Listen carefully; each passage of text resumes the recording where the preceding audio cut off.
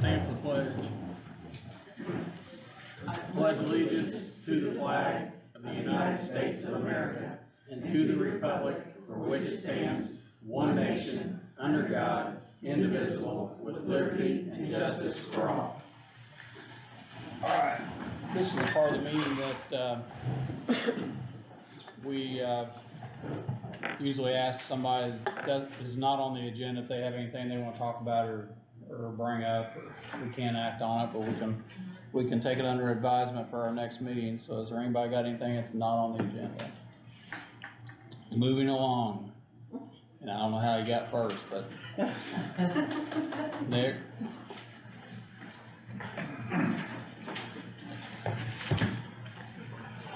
Kevin's gonna meet you out in the hallway afterwards.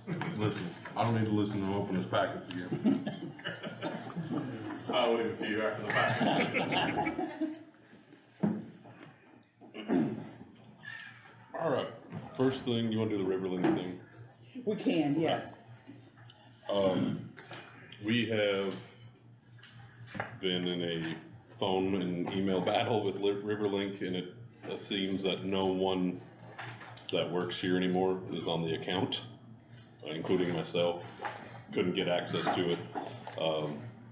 Pat never added my stuff to it, and I believe Pat and Tammy are the two names on the account. And we need to obviously. And I just have a letter that I've asked that you could remove.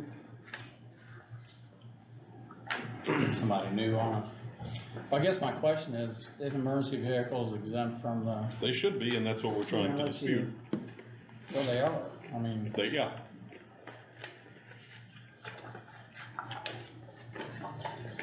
Because no emergency vehicle gets charged across the river.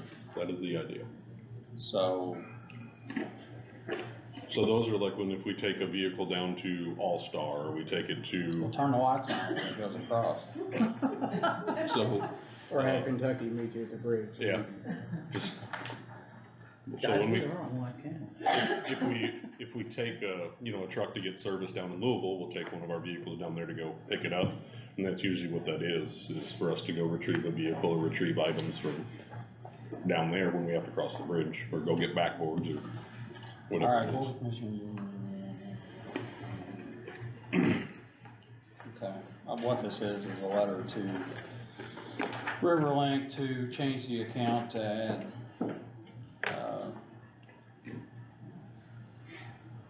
Nick and Devonna to the account so that they can either pay this or just dispute it. So. Are you on there as well? I put myself on there too, yeah. Okay. That way there's a fallback if something happens to one of us or if you still have someone. If you all have trouble with this, just email me and I'll send it to our director of towing for the state and see who he can contact over at Riverline. Okay, thank you. Yeah, it's not an easy process to get a hold of anybody that can actually have a conversation with you there. I actually went down there and talked to him and they were very friendly. Yeah, They it's just just could not help me, yeah. yeah. Change your name. Oh, did I change it? Did I do something wrong? Yeah. Randy Jones. Oh, shit. You guys are related. Sounds like a cigarette.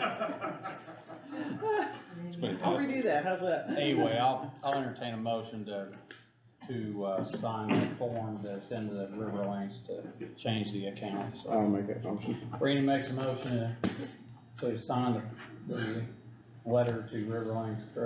One second. Greg seconds that. I'll make it unanimous. So once we get that changed, we'll sign that. Okay. Or just scratch it out and put his name in. What else you got? This month we've brought in 55 on a deposit. We still have 2 more to go, so we're doing pretty well this month. Runs we're sitting at, I think 179 so far this month, halfway through, so that's projected to be pretty good for us as well. We did send out some letters today in regards to the paramedic program for 2 people that were excused. Since they were excused from the program, they haven't made payments. So we did send out, hey, you owe this, here's your invoice. and if not, we'll have to get with you as far as, pursuing some type of. So are they, so because they were dropped, they're responsible for the whole amount? They signed an agreement, at the beginning of class, that they either says I'm gonna pay it in one lump sum, two lump sums, or I'm gonna make payments monthly, and they understand for any academic issues, whether they're involuntarily or voluntarily removed from the program or whatever, they're financially responsible, just like you would be in college or anything else for the cost of the class. And we have all the documentation of where they've signed and everything, but I just wanna let you guys know, you guys get a phone call about that, we did send those out. If not, we'll have to get with you guys and Zach on how to pursue that further. Okay. Cash ledger, told this to the council last night. Last year, I know when I first started, we started with 236, I think, in there, and we ended at 592. This year, we've started at 592, and as of yesterday, we were at 711, 275 in there, so it's a positive of 118,000 in our cash ledger. So. And that's separate from the opioid. Hmm? That's separate from the opioid. Yeah, that's just in our cash ledger. Right. Yep. Yeah, that money has, like, that doesn't go into our thing, that's a separate fund. The community paramedicine proposal, we approved that, the first, I think, was the meeting.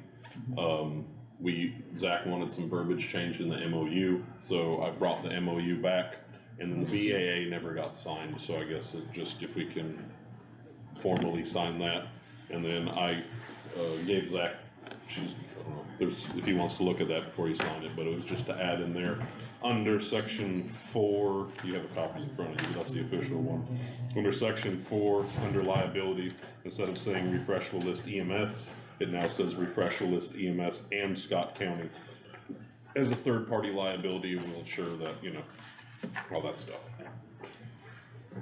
So on D. On D. Mm-hmm. Section 4. Well, if it's Oh. exactly what he said to change, And if we wanna come back to that, we can. If he's close. But, I just wanted to, and the BAA, didn't get signed because there was so much paperwork getting moved around, so it was just the agreement that we voted on last time. And then, so what's the movement on that? Are they waiting for us to sign this and get it back to them, or are they? yes, there's moving? that, so we're moving forward as it was signed since we agreed on it and all of that. We're meeting either the end of next week or the beginning of the week after, depending on how my schedule falls, for the collaboration on where our protocols are at, obtaining the DEA numbers and just kind of tying up all the loose ends. Council last night set a pay rate on the salary ordinance and all of that, so we're good to go on that. And I think they voted on, correct me if I'm wrong, creating a separate fund for the paramedic pay, the FICA, the Social Security, and supplies, so we can track because they're gonna reimburse us for all of that, to track all the movement. That way, in 2 years after the grant's done, if this is something that I propose, you guys can see that this is the potential money we could coming in, this is how much it costs us at that much, and it's not mixed in with $100 line items that are in my normal budget. You coordinate what's the plan? I'm just curious, like, are you gonna coordinate with her, or somebody in her group, like, once a month or once? So we're gonna her and I are going to get together monthly or bi-monthly. Okay. We're gonna do monthly for the first couple months, and then after that, kind of set the tone of how often do we think we'll need to meet.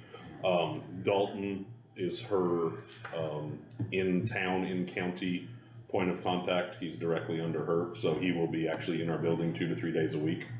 And he will be working with us from their side in metrics of things to work in collaboration with us from our side in metrics of things. So when we do this, there'll not only be a representative from Scott County as the paramedic, there will also be a representative from their affiliation, the Refresh affiliation, to get their metrics and obtain their information as well. So there'll always be 2 people. There will never be a situation where it's just one person. Yeah, cool. Okay. Move on to something else right now. Okay.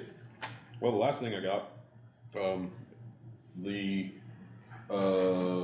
event pay got tabled last night, so I don't have to cover that. They're gonna revisit that. That what?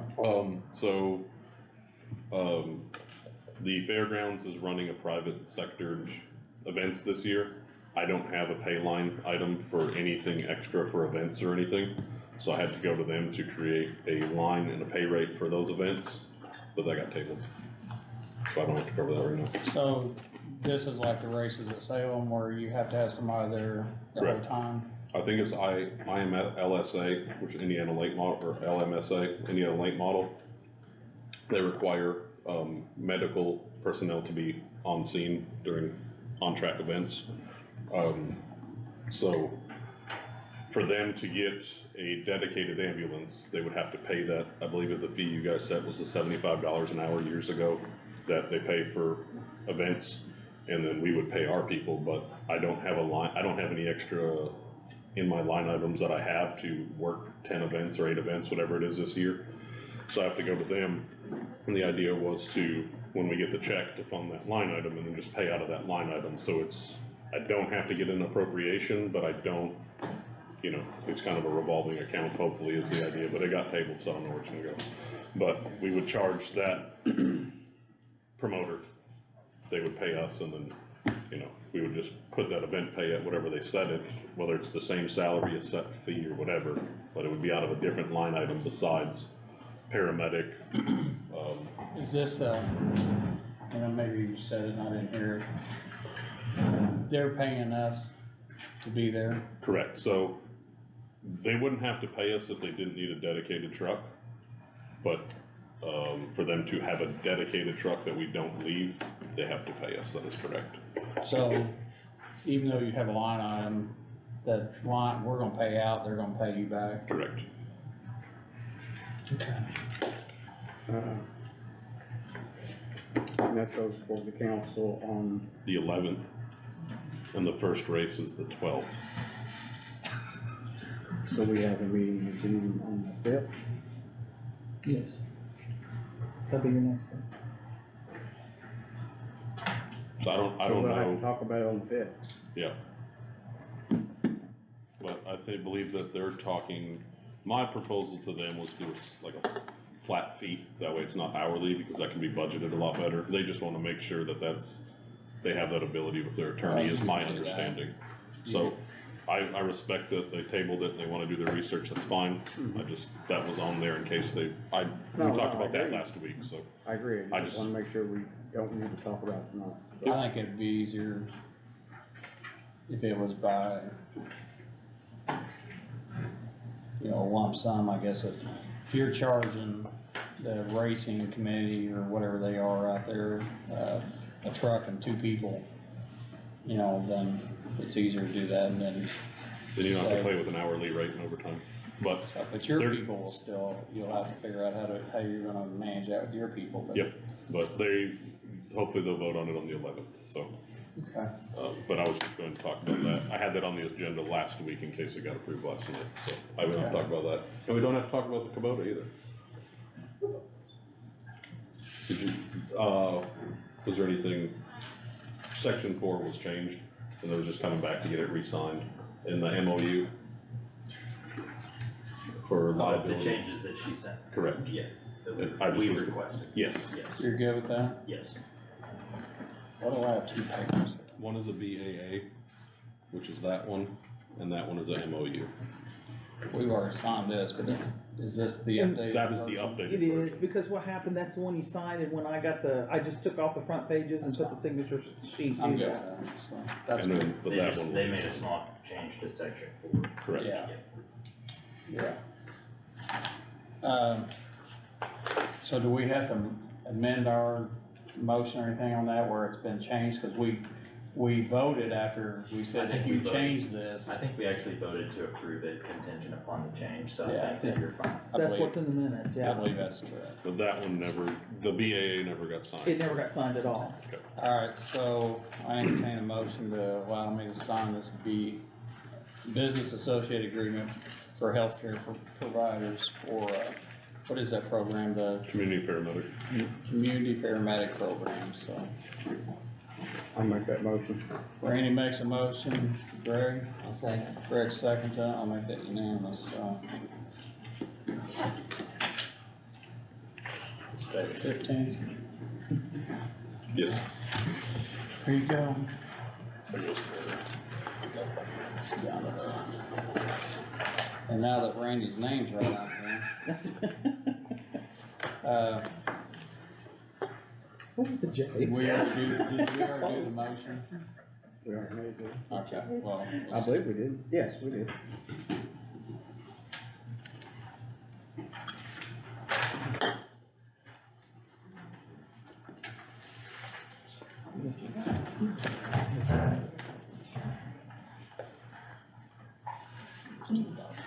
Last thing I got is nothing for you to vote on, just informational. Whenever a date gets set or approved for the redevelopment committee, I was gonna go, in front of them about the outfit that we had talked about. That way we are set for this year and can start the process and budget for next year.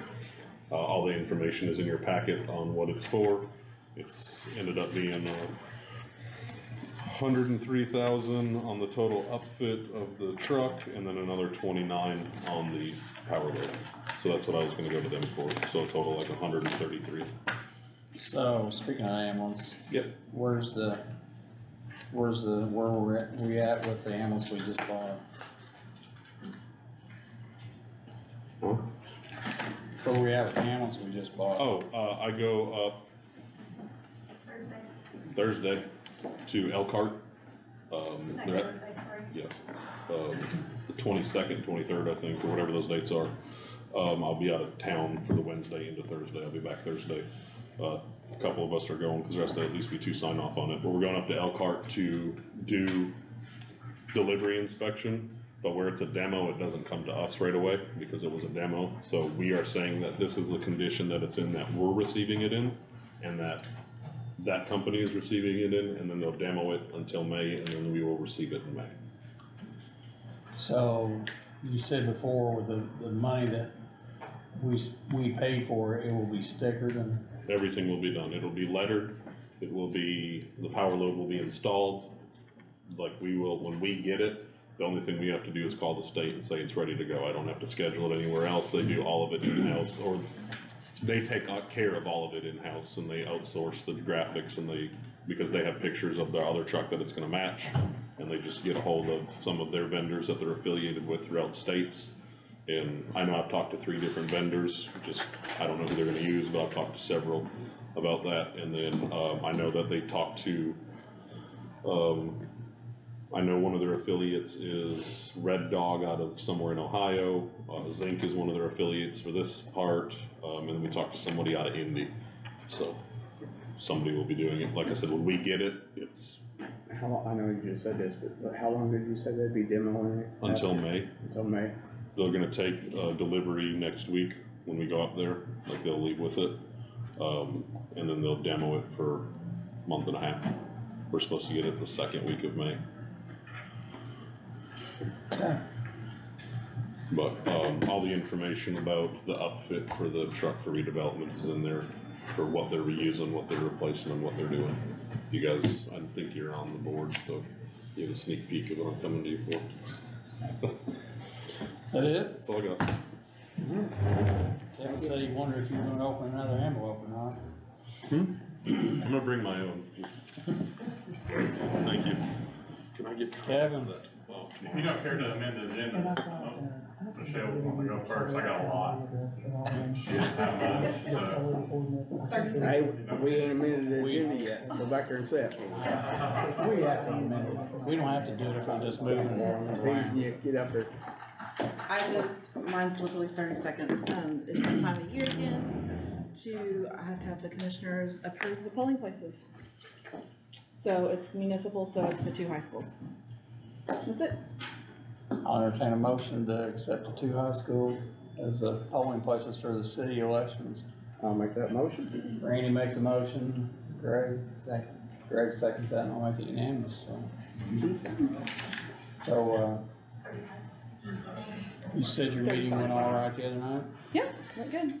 We're in the stage of, we have the 30-day period for people to submit questions or comments or whatever. And then once that 30 days over, we will reconvene with the next election board and then submit to the state our plan. So I know you said between 2 and 3. Is it pushing between 2 and 3? Is it 2 and maybe 3?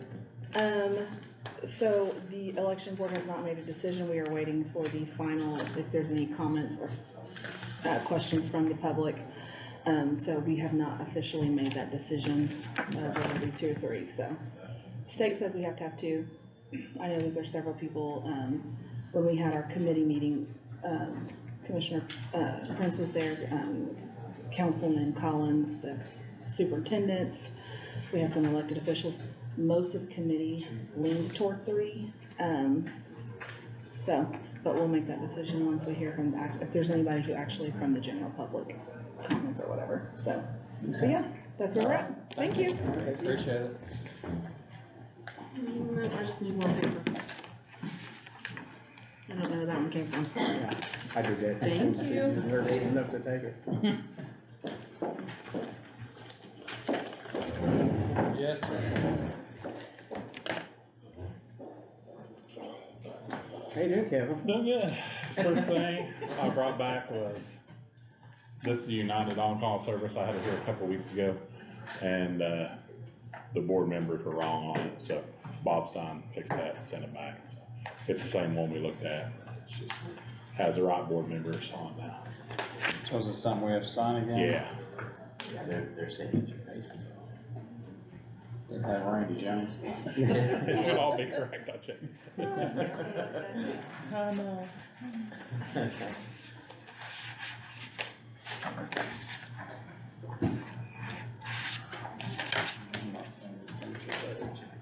I know I had it marked and it fell out when I had it too.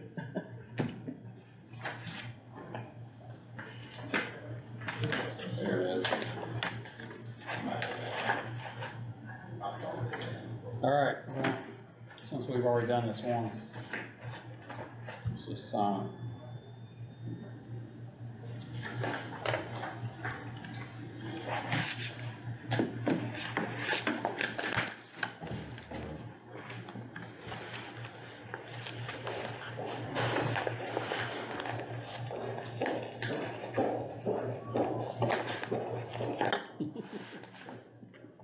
I had folders and I had zip ties. There you go. Or me like zip ties. Yeah. Tell it's a highway bridge. All right, first thing I got is federal funding, notice to proceed. So we signed a on-call contract with USI a while back.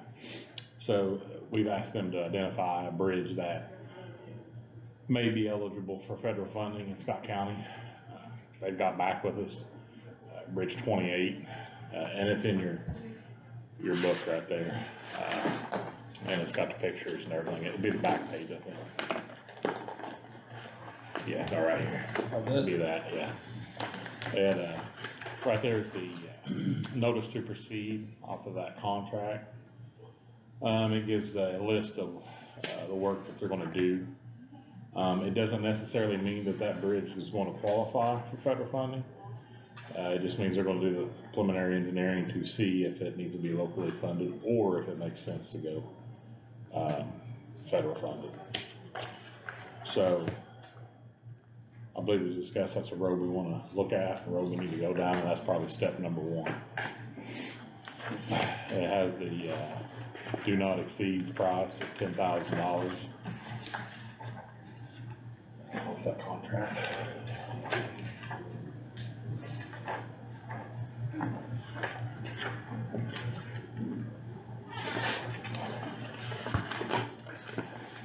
And keep in mind, I mean, if we go down that path and try to get federal aid for this, they'll have to have an engineer report that anyway, so. Yeah, it's a path that we'll have to have done to go on the federal aid and things anyway, so all that work that's done has to be done eventually. And this is all getting, paid out of our budget, community budget. So we had the money in place for this. Yes. It's, it's down the road type project. Well, you said before, and it's unbeknownst to me, because we've never done this type of stuff, but I mean, I guess, speaking with you and other engineers, they said this is a 4 to 5 year process to, We're looking at around 5 years from start to construction. It's a process for sure. But this would be step number 1. And that's not 100% saying this bridge is, will make sense, I guess, for lack of better words. I believe it probably will, but, I do too, and I I haven't. feel like it. Of course, we discussed when you go with federal, it has more requirements, so it's always gonna cost more. And that's why they need to see if it makes sense to go local funded or federal funded. Of course, federal's usually probably be around 80-20, so. and you said you have the money budgeted, Yeah, so. and you all have done sign the contract. If you're good with me proceeding, I can sign the notice to proceed, and we're good. I'm actually good with that. Randy, your thoughts, comments? This is coming out of the bridge fund. Keep it moving. What you got on there? Well, after our projects right now, there's probably 300,000 change 300,000 change. from this year's budget. It's almost a half to, if we're gonna go down to federal aid No, yeah, top project. absolutely. Greg, do you have any thoughts, comments? No quite good about it, so. We haven't. Kind of like that. Yeah, I mean, it's, in the big picture of thing, it's, they're gonna save us on, this particular bridge. All right, well, I guess I'll entertain a motion to give Kevin the authorization to sign the authorization to proceed form with, to see if this bridge in project, meets state or the federal standards to, or makes more sense, I guess, to go the federal way and not just do it ourselves or local, Right. so. I'll make a motion for Kevin to sign the authorization to proceed for him. Randy makes a motion, Greg. I'll second. Greg seconds that, and I'll make that unanimous, so you have your step. All right, so the next page is gonna be a notice to proceed to. And what it is the small structure inspection that, we've talked about a couple times and I brought up a few weeks ago. So we can fund this through our budget that we have currently. So, I propose that we bust it up in 2 years. If we do about half of our small structures, this year, it would cost us roughly 30,000. And then we could probably do the second batch next year. And, I'm going to propose probably, 19 feet down to 10 feet to start with. So get the big structures that cost the most money looked at. I talked to about every consultant that offers it. To me, this one was, in my opinion, was hands down the best, and it's a working software. So anything we put in going into the future, they give us paperwork, we can send it to them in an email, they add it to this, it's GPS located, you guys can pull it up and look at everything in the county. So it's, it'll be good for whoever's here, future, whatever. Okay. I think it's probably, it's worth it, there's no doubt it's worth the investment. And really just get a feel on where the county's at. And again, you said you had the, We can fund it, yeah. you can fund it this year, or This next year, and have it Yeah. completed. And then as we go, you know, say we're gonna replace a 12, we go all the way down to a 12-inch culvert. If we're gonna replace that in-house, they'll give us the paperwork, we'll snap the pictures, obviously that'll need engineered, but we can snap the pictures, write down what it was, where it's at, and send it to them. They'll actually add it into the Ivy system for us. So at some point, if everybody, you know, if you keep on this, you could have every structure in the county, you know, documented, and know exactly where you're at as far as assets go. And they maintain that for us. And they maintain it, yeah. You know, he has to have an asset management plan of some sort. This is a good starting point. Yeah, it's a good start. Know what he got, and, that way you can start basing some estimates on that. Just forecasting, that's what it's about. And it's the same way, if you just, give me permission to do the notice to proceed on it, and we can move on. I'll entertain a motion to allow Kevin to sign for this as well for the small structure inventory. I'll make that motion. Randy makes the motion, Greg I'll seconds that, and I'll make that unanimous. On that same packet of papers right there, this is just kind of an FYI type thing, but Bridge 104, on Reed Road. This is what we ordered. This is, No, that's 28. That's the actual federal rate. This right here. You got this? Yeah. That's our material that we ordered for Bridge 104. This is pretty much all the material besides rock and concrete that we'll have to have. We're going to do that off annual bid, so the county will be involved in a little bit of construction on that. We're going to haul the old structure out, we'll haul the rock, and we'll probably get a do not exceed bid from one of our contractors on annual bid. we, taking that jog out of that, Yes, it's not totally out, but it's going to straighten up quite a bit. If you go through it, you'll see a telephone box there on the, we're going to miss that, so we don't have to get into the utility and things. But it's going to straighten out a bunch, and then it'll be like almost 24 foot wide in between the guardrails. It'll be a lot better. And we'll pay the project too, all the way down to 56. that's the part that didn't get paid last time. Yeah. So we'll go across the new bridge and all the way down.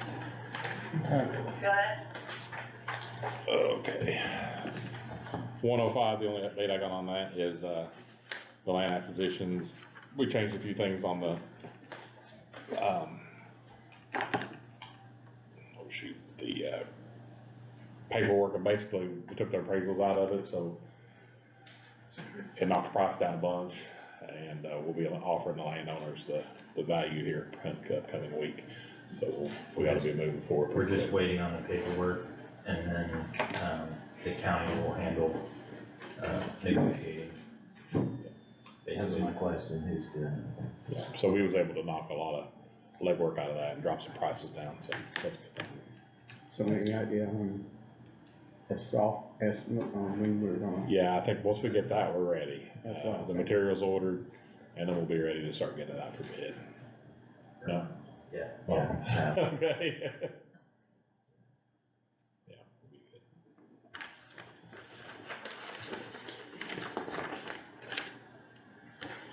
All right,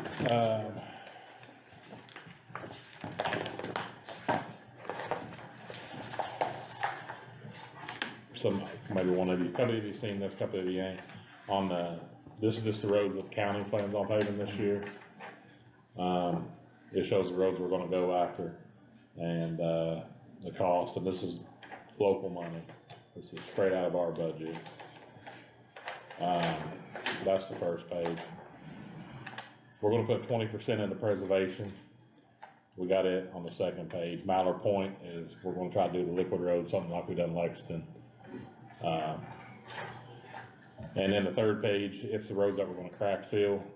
We've, done a little study and looked at some different methods to try to keep it where it's a little more, people friendly, I guess.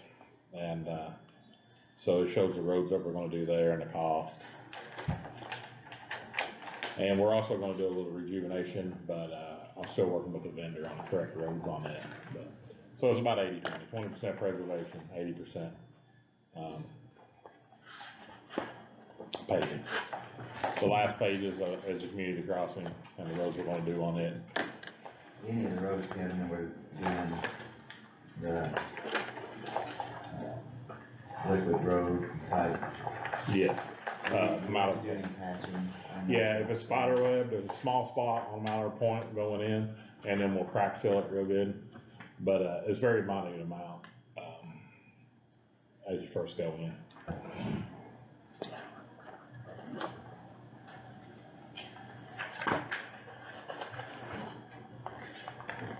When will you know about the, Community crossing, I believe we should know, let's see, before, around May, I believe when it should come out, somewhere in there. Not 100%. Usually about 4 months after we turn it in, so it should be around May. So, that's gonna dictate on exactly how much we do on there. We got 21 culverts to put in on all these roads, so we're fixing to get busy. Get ahead of that before we. Yeah, we're gonna replace every culvert that's bad in all these. So that's that. so on the community crossing grant, have we still got the money for the match if we have to? Yes, the council approved last night the 333,000. I believe they're gonna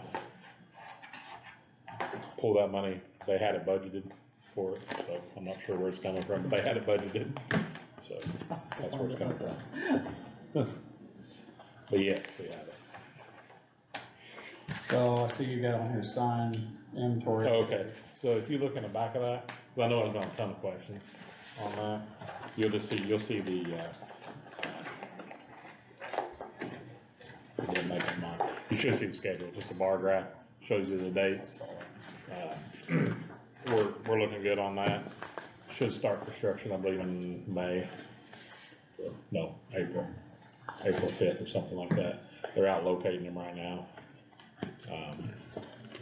So we're good on that. That was a 90-10, so that's a good deal. So they're doing the work on that? They're doing the work, doing the install and material and everything. But I think it was Machino Contracting that got the bid, I think that's how you pronounce it, at like 455,000. So they came in under the engineer estimate about 10,000. Okay.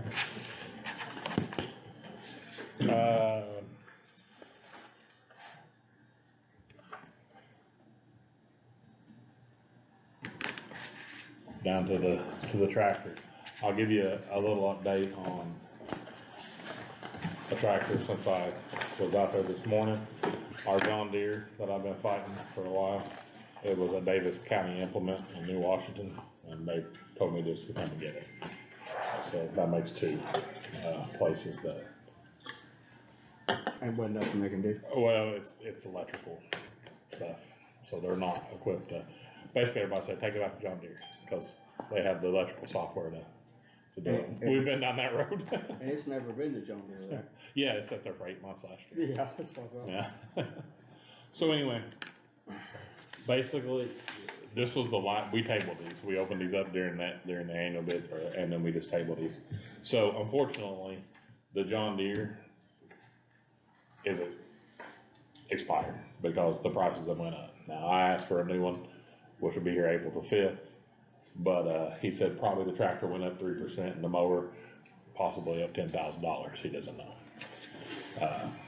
But that's a moving target right now with everything that's going up.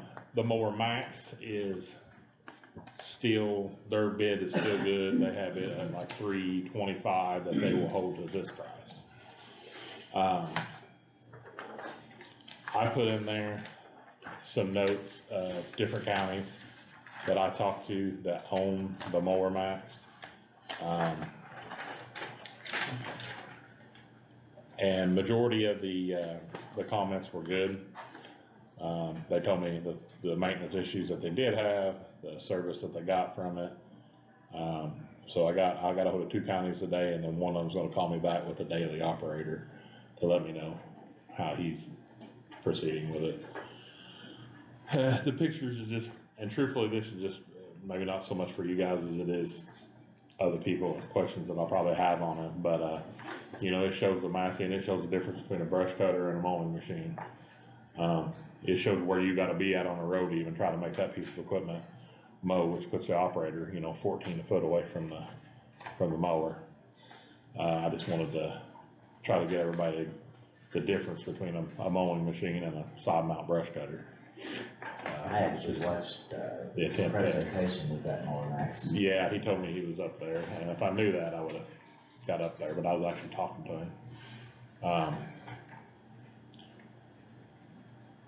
There was another machine out that Seymour had, that I liked, that I've got bids out to get, but I'll be honest with you, I've not got any good reports from people that I talked to besides Seymour, which had it in a very short time. But, the one guy I sent you all that's been a 25-year fleet manager and has owned the machine 3 years, did not have the same opinion, so I would probably go, that's not a good machine.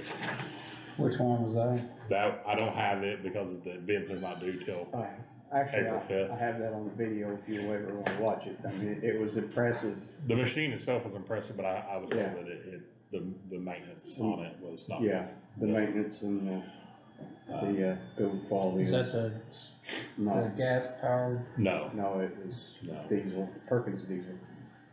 The Mower Max has a Cummins diesel in it. Just the Wabash County, Cole White, superintendent there, talked to him. They have 1,500 hours on that machine. Just a few fittings that come loose, some small coolant leaks. Said that they have regional salesman and a regional mechanic that comes out and services the machine. So he said they've not had anything down, but just a couple of days for them to get out there and they fixed in the field.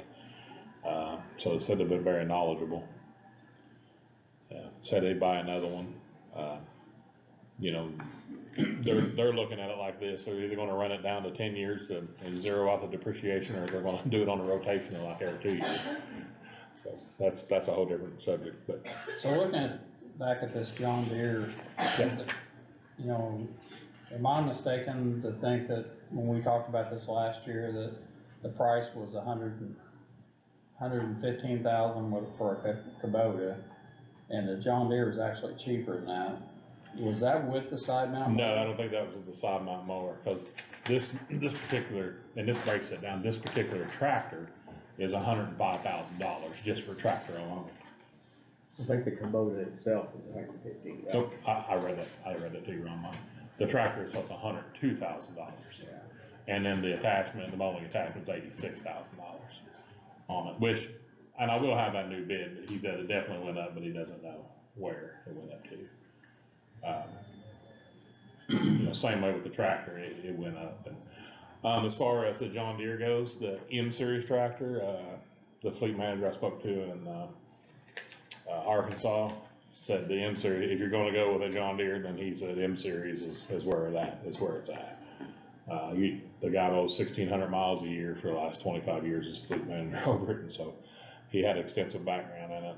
And Kubota, he didn't have a whole lot of luck with. But you're saying with that type of boom, your position on the road is you're taking up the whole road. This one here, this. Yeah, so this Is that the John Deere type?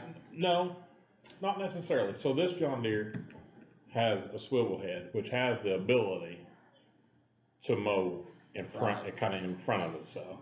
Now, the vision isn't nearly as what, a Mower Max is, but it does have the ability to mow towards the front tire because it'll spin.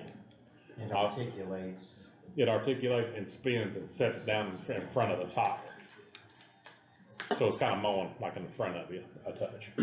I did talk to some of the guys at the garage, and I asked them their preference, and their preference was not a rear mount, because they said you're constantly, I don't think it's very safe, because you're technically not even looking at the road. You're kind of sitting sideways in the seat watching the mower. So they weren't really, if they said if you're gonna get one, make sure it is a side mount, not a So rear here, attach. the reason, now, we could get just a side mount cheaper, I don't think there's any doubt about that, but it's half the machine. So these we're looking at has the ability to mow right beside the road or reach 24 foot out. It has the ability to do both, and that's why I'm looking at these, because it's a more versatile machine. Now, we still have the rear mounted, once we get a tractor ready to put it on, and there's nothing wrong with that mower. Yeah, it's not the most comfortable thing to mow with, but there's nothing wrong with that mower. Oh, they said that. It still has the ability to mow with it. So it's not like we don't have Capability. the capabilities to put that on either the military tractor when we get it back, or I've about lost faith in John Deere, to be honest with you, as far as ever seeing it running again. Was there any way of getting out of that John Deere? Well, it runs better and when it warms up, so it's warming up outside, so we'll see what it does. It's kind of a fair weather tractor. So we sell it in the fair weather? Yeah. So, you know, Video it running while it's warm. the last guy we took it to said the wiring harness was chopped all the pieces in it. And they had, you know, they'll just take it to John Deere. Well, we've done that and let it sit there for 8 months and it cost us 20 grand. We still don't have a tractor. It come from an auction. It's 23 years old. It's time to let it go. Yeah. That's all I can say.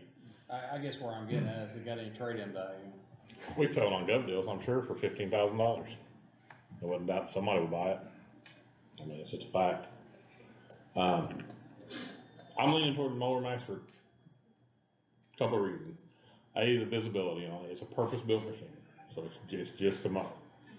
On the front of it, it has a quick connects. Anything that can run on a skid loader can run on front of this machine. So you can run a broom on the front of it. You can run, well, they got every attachment you can think of to run on the front of it. A brush chipper, ditcher, which I don't know if we need, snow plow, snow blower, you name it. The one thing that I think might be nice is our road grinder or our road saw, because it gives a quick connect. We can make it work on the front of that machine, so it'll be dual purpose. And it also has a grappling bucket for brush. Now, you know, it's not a machine I want to see go out in the storm pushing trees or nothing like that, so I'm not promoting that, but it is a more dual purpose machine. But it is more money, so. So question, is this four-wheel drive? It is.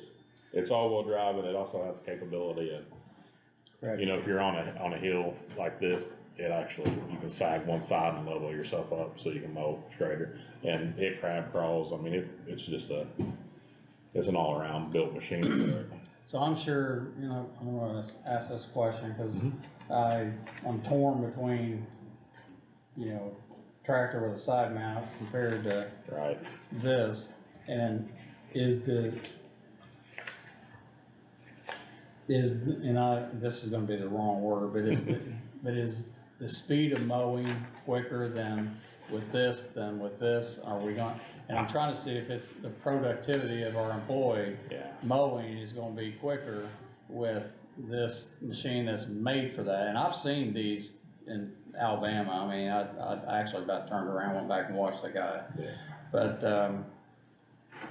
and I mean, he was getting it. I mean, so, but, you know, we don't have the perfect, places because we have a lot of culverts that you're gonna stop and pull out, go back in. Bridges. And, so I guess I'm trying to see if we're gonna get more productivity.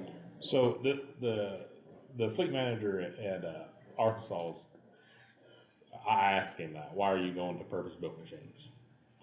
So they're running 10 units right now on a daily basis. Their goal is to cut down to 5 purpose-built machines because it has capability of doing, you know, reaching out 24 to 30 feet, depending on what you get, plus it has capability of mowing to the side. So that was their reason, and they cut down half the equipment because that one machine is able to do double the work. Now, as far as just going out and setting it 5 foot on the side of the road and going down the road, I can't say that it's going to mow any faster than the side mount mowing 5 foot down the road. But the dual purpose of it, so if you're out on a road, you're brush cutting and you're mowing all at the same time. Are those two different heads? No, that's the same head, but the Mower Max does offer a Fecon head. So a Fecon head is, you've probably seen them on the interstate. They'll actually cut a lot bigger stuff and chew it right down to it, which I haven't priced none of that, and I'm sure it's very expensive. But this particular unit will mow up to 3 to 4 inch trees or branches, which is about what, you know, the Massey does. Now, I will say this, one thing to look at on the massing of things. This tractor's got a little over 5,000 hours, because it's been used a lot. Still a good machine.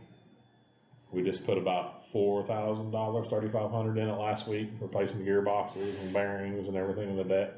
It's just part of it. But keep in mind, if we don't get something on rotation, we're gonna end up always with 20, 30-year-old junk, you know? Yeah, we've had Well, that. this tractor is still a good tractor, but if it's the only one that I'm running for the most part, it's gonna be one of those before long. Accumulating hours very quickly. Yeah, it's accumulating hours very quickly. And with that being said, you know, we had our contract mowing this year, which is going to honestly save our tail because we don't have enough mowers running again. And that's going to save our tail, but I don't think we can rely on that because I don't think we'll ever see those kind of bids again. I'm mean- waiting, I'm waiting for that phone call this year. Just to be honest with you. And I want us to be prepared to, you know, we've done a lot of brush cutting this winter. We try to get ahead of the game and get it pushed back as far as we possibly can. And, so, you know, I think they're both good machines. I like the versatility of it. I know it's more money, so I get whatever direction anybody wants to go, but, if there's a direction you wanna go, but as far as the actual just side mount, it's very limited, and it's gonna still be 130, 140,000 machine, but it's half the machine that you're buying.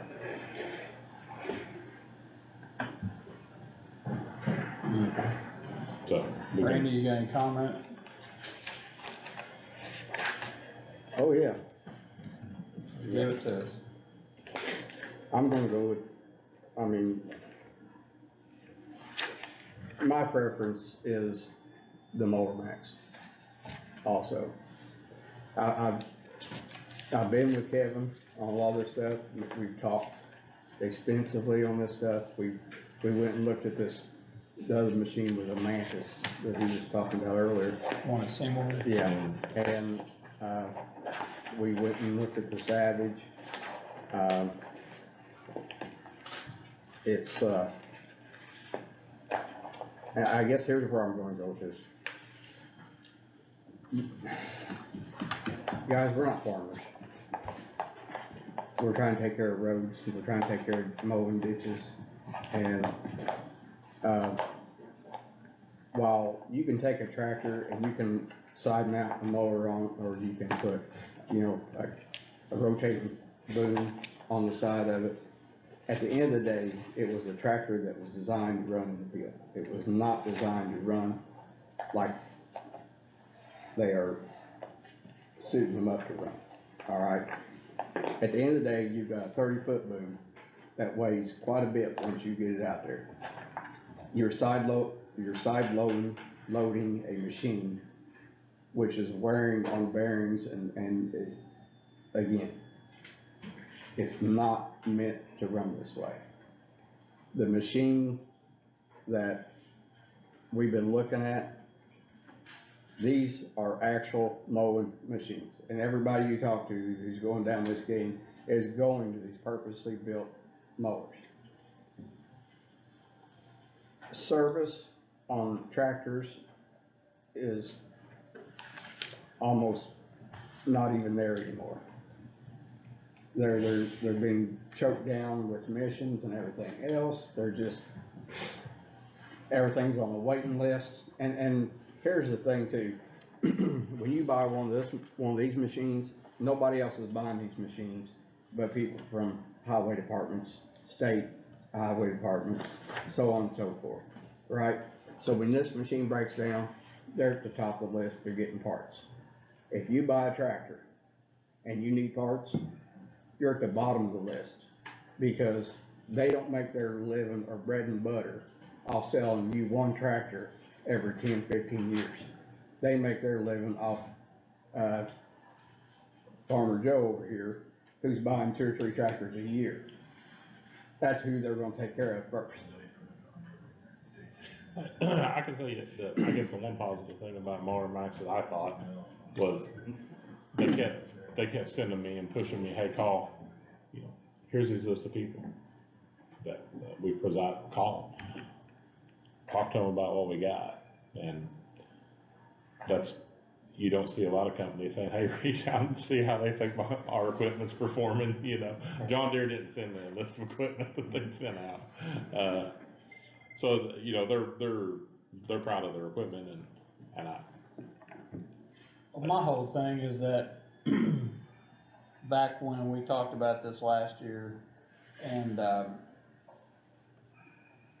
thought the price was a little different on the tractors, and now I see that the prices are closer to this other piece of equipment more than it was prior, because I was thinking, and maybe I was wrong, but I thought we were all in with the 115, but that's my mistake. And then I didn't know the boom was that expensive. I mean, we're talking almost $87,000 for a 24-foot boom. And you know, with that being said, that's the boom on the tractor that's multi-purpose. You know, that's not just to flop down that price. You know, you get one cheaper, but it's just a 5-foot, flop down, but it's also half the machine. Yeah. So, I mean, with the prices of a 233 and the price of a 189, I mean, and you're saying that John Deere probably went up another 10,000. They're gonna let me know, they're gonna send a seal bid on the 5th. So that's $200,000, so we're $33,000 buying a piece of machinery that's built to do what, you know, it says it does. You know, I was looking on the bid and I seen that the front lift arms and the universal attachment mount, which is on the front of it for the skid loader, I mean, that's a $10,000 option. So, I mean, you can look at it as like, well, do you want that? You know, but I would think if you're getting in that deep, that it would be nice to have it to do everything that you can. I guess the other thing is, what's the availability of it? They have availability. I think he told me it kind of changes daily, but 2 or 3 months at the best. Trying to think if that was John Deere or him, but I think it was him. Greg, what's your thoughts? Maybe, do you know how to, you're pretty good at that, can you bring that up, a Mower Max on your computer and put it up on the computer screen? I probably could, it'd take a minute. Not our pressure. I can tell you, I watched the presentation. It was at the road school. Yeah, I mean, it's an impressive machine, and, the sales guy said that there could even be, like, USDA could even give a grant.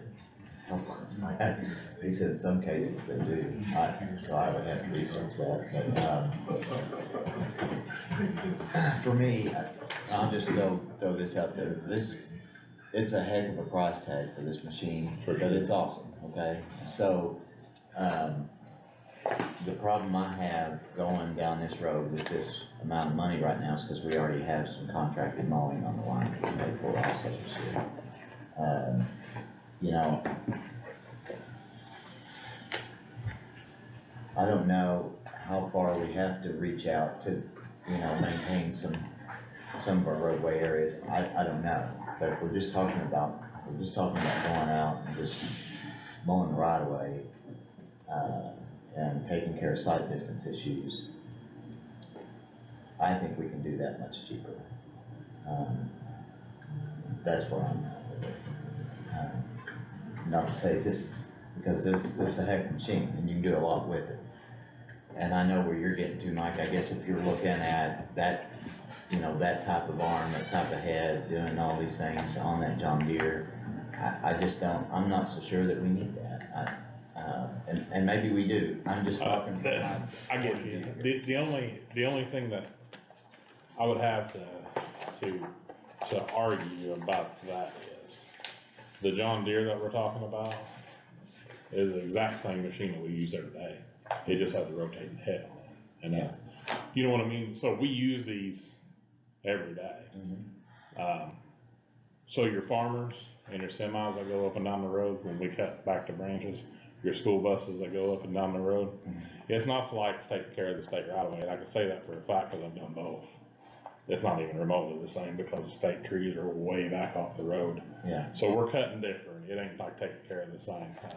I can all say that with certainty because, I come in with more of that attitude, that we wasn't gonna mow to be for the visual part of it, and we find out real quick that you're gonna do something. We need to push intersections back. That's a whole lot different than say state right of ways, because your trees and stuff are right up on your stop signs. So we gotta get that stuff back further. So the only thing I could say, the difference between this particular unit that we run the whole winter and the John Deere that's $190,000 is the John Deere will swivel and sit down on the side of the road. So now, that's not saying we need mower max. I'm, that's your all's prerogative. But I'm just saying, do we need that? This has got 5,000 hours on it. Now, next year, it might have 8,000 or 9,000. Now, we're getting some hours. And that Challenger, I'm gonna tell you right now, is it's not much of a machine. And As far as the boom mower on the Challenger's also a boom mower just like that, and I guess. it, it's half as sturdy. This is a lot better boom mower than that Challenger. If I was gonna go with another boom mower, that'd be, as far as on the tractor, that's a good one. And I guess, and that's kind of where I'm. for me, Another tractor similar to that. I've spent time behind the wheel of these things mowing with them on our, having to get them Oh, yeah. through the county. And you take a tractor like that right there and it's just like a picture. You are literally in the other lane before you can get it down close enough to be with you. Or you're so far back behind you, you're no longer looking forward whatsoever. And it's just, it's a different animal. A lot of people don't realize it's, So we could go back and look at the I've John. spent my time doing similar work, Sure. Kevin knows that, that's why. yeah, but it ain't, I'm thinking of this. I understand. I've been on side down, I've been on 56, I'm 39, I grew up out there on that. Right, road, So I get it, I get the whole side mount world. yeah, but I only- mean, just the difference though, I guess, is, the state does a lot of burn work. County don't. County, there's a lot of times your bike's coming up here to meet you. Yeah. And then you got stuff hanging over, and like you said, you're also trimming the trees Well, above you. we'd run another piece of equipment out there to do that. Right. Right. That way you We're run a boom, mowing. you run a boom mower. Right. The only difference between this John Deere tractor and this Massey Ferguson tractor is this head swivels. Yeah. They're the same machine. That's the only difference. So as far as the cost saving, yeah, you could go with this unit and save whatever that is, whatever it ends up being when we get the new bid in, probably $30,000. But, I mean, that's whatever y'all wanna do. I'm still trying to determine, but John Deere, if you were going to buy a tractor, would it be the John Deere, or would it be the Massey? I like Massey. What's that save us? I'm just gonna be honest with you, when I started this, which was a long time ago, We've been talking about it for a long time. Massey was like 2 years, on production, because, and I was like, that's out. Well, now it's been almost 2 years, so I don't know, I haven't revisited, in all reality, I haven't revisited it. 50 times though, but. Yeah, so I can't, I've advertised for bids, Massey didn't step up. That's not saying that I couldn't reach out, and they would, but, I've advertised for bids a couple of times, and these guys are Johnny on the spot, these guys are Johnny on the spot. Yeah. But now I cannot say that is a good tractor. I won't say why it ain't, cause it is. The only thing I can say, and it's just, it's part of the course because of what's mounted on it, it eats these $400 tires off in front because of the weight and it's shaking, and it eats back tires off, but, that's part of maintenance. So, I can revisit it, we could, A lot of Get your it, go counties, a lot of your counties are going to these machines. oh, there's no doubt The mower they're heading that maxes, direction, but there's no doubt there's maxes. investment to it. I mean, there's a reason they're doing that. It ain't, cause everybody's got more money than me. I guess the other thing too, if we're talking about, $30,000, $40,000 difference, and with the Mower Max, because of its capabilities, if there is another activity on there that we could use, that we feel like we could justify that savings out there on the road, with that work, that's the other thing here, you know what I'm saying? You know, if there's another activity that we could use with that piece of equipment. You mean as far as the mower max goes? Is that what you're Yeah. saying? Well, the only, And you know that you could schedule that work, we got guys that can do that, whatever, you Right. know. so I just, What you're saying is if it could be utilized for something different, that we aren't going out and buying another piece of equipment for Right. that. Like you said, that you can put a brush on the front of it. you can put a brush cutter on the front of it, so, or I'm sorry, a broom. Now, Broom, yeah. That's- what I could see that being, so one of our big complaints is that is, you know, we throw cinders, and we also leave cinders every, you know, in all the intersections and so on and so forth, which is always a complaint in the county. So my thought was, well, if you had a broom on the front, that way you're mowing, you could be cleaning off the intersections and so on and so forth with summer. But we'd be replacing windows of houses. Well, now, it has a brush grappling bucket, I think would be the greatest, but I can't get excited about it because I have operator nightmares of people not doing more than what the machine needs to do, you know. But you know, it has the capability of running our milling head, it has the capability of running our road saw that we have for the skid loader. It has the capability of the Fecon head. I think the Fecon head would be great. Whether we need to invest in that right now, no. You know, possibly down the road would it be a good attachment? Yeah. I think my main reason is mowing. The brush on the front of it would be great just for, you know, if we leave a limb in the road, I'll promise you get a call that there is leaves or limbs where you've been brush cutting in the road, you know. I feel like it'd be good for cinders. I feel like it'd be good for cleaning off the road. The brush grapple, I probably wouldn't mind having one, but you know, it'd have to be some strict rules on it just because you could tear stuff up. But main reason, mowing and a brush. That would be what I'd look at. Well, I Here's one of mean, the- plus you would have, if the skid steer ever goes down, Yeah, it has you would the, have the capability. has the capability of running those pieces of Those equipment. attachments until you got your skid steer back up, Mhm.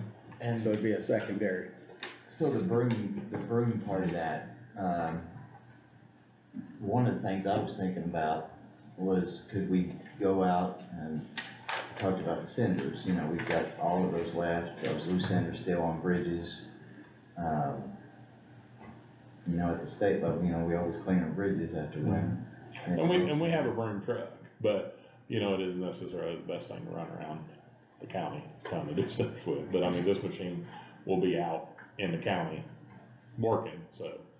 So do we already have a broom that you can put on it? Or would No. it be an attachment? No, We'd have to it is an purchase? attachment. So it comes with a quick attachment. So if it can run on a skid loader, it can run on that. But that's nothing you have to buy, you know, right now. But it has the ability to reach over to go guardrails good. But like I said, my main thing would be the broom and just the capabilities of the speed of it. And I feel like we're probably going to the purpose-built machines. It does have the capability of running our bush hog with the right attachments on the front of it that we currently have. I'm not saying you can't pull that behind a military tractor. You know what I mean? It's just, I guess my main thing on this would be, we need to find, it's been a long time. And I can't mow if there's nothing there to mow with. So whatever it is with me. You know, that's your all's call. Whatever you pick, we'll run. I But know last year if I got a call about anything, it was about mowing. And there's two things the public cares that we do: pick up trash and mow. They care less than anything else we touch At every level. at every level. It's just a fact. but I got just lambasted for, you know, when they gonna mow, what are they gonna do? And yes, we contract mowed this year, and I don't know when that's gonna start and how long it's gonna be didn't we set a time period of, Yeah, May. that he has to be done by a certain time? Yeah, Cause I don't want it to drag out. and with that being said, that's 2 mowings. So I come in the mindset last year that we would mow twice, the county back twice, and then we work on preservation work and patching and so on and so forth. Well, it was proved to me that you will mow it 3 times. Well, I think we will mow it another time. Yeah, it's gonna have to be because the Johnson grass down in District 3, and like I said, you don't have that buffer like say state right away does. So I can see it. It comes in on it. Well, you're on that weed board. Are they moving any along with any of that Yeah, stuff? we're gonna meet, Tom. We're gonna meet, we're gonna meet with my part-time health stocks the 27th with him and try to coordinate with Kevin and, you know, mow the Johnson grass before it seeds out. And we're gonna try to do a little spraying, but I'll be honest with you, our spraying budget's not much and spray is very expensive. So we're gonna do some though. Do what we can with But it. the farmers are all on board with most of that, aren't they? Oh, yeah, yeah. Cause I know I had some of them call me too, you know, what are you talking about this weed board and, you know, they gonna spray our fields and, you know. And, you know, we have to be careful of spraying anything along a field. We're gonna spray more guardrails and stop signs. We'll just try to catch the Johnson grass before it, you know, seeds out. And Okay. spot spray it. But, you know, I can go down that avenue, and look at other brands. I just have to, I gotta have something. I get that. I'm gonna ask us, I mean, we can talk this till we're blue in the face, but I'm gonna ask just to, table this for just tonight, because I know about this. My nephew's the one that has the man up in Seymour, and I think I told you, hey, he said, come out and see it. I'd like to see the other price for, you know, what John Deere's gonna come back with. I'm like Greg, when this price was different, or what, I guess my mind was different, I thought we could do this almost twice before we could pay for this, but now it's not that, it doesn't look that way, so.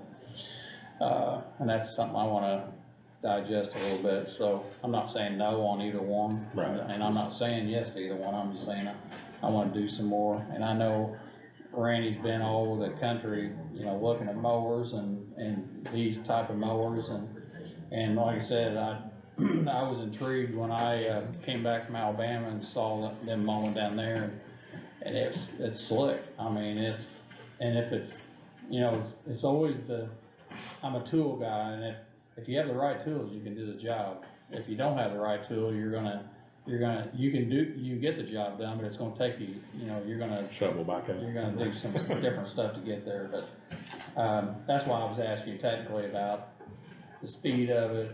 Are we gonna mow, be more efficient with it? I'm sure we will to extent, but, So, you know, my goal with it on this machine, if I can figure out the manpower, is to have it run rear round. So it's cutting, there's other counties doing that. That's what they do. That's Well- what they have the best success with. Where it's cutting back brush, cutting around bridges, and then mowing in the mowing season.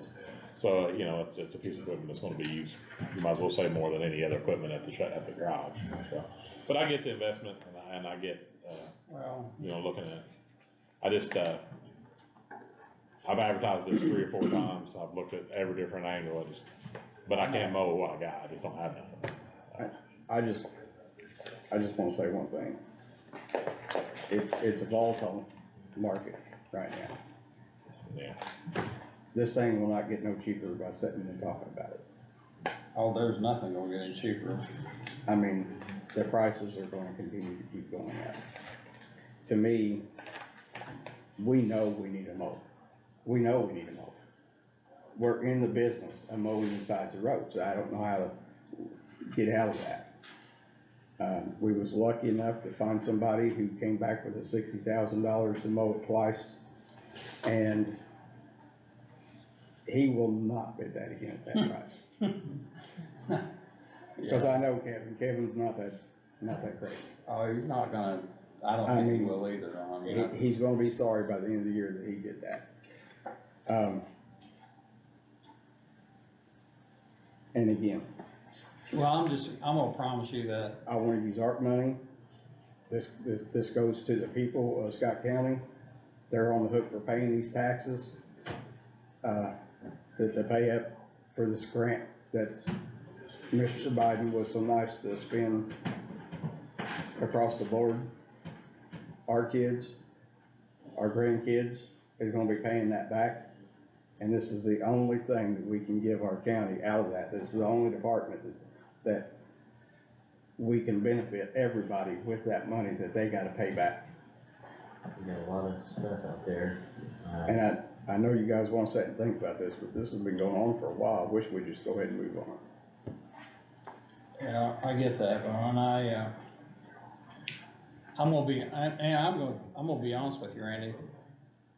I came in here thinking that I was going with the John Deere or Massey with the side mount at the price that I was thinking that we were Right. quoted. And I was thinking that, okay, we buy 2 tractors with side mounts for the price of this one mower. And that was my thought.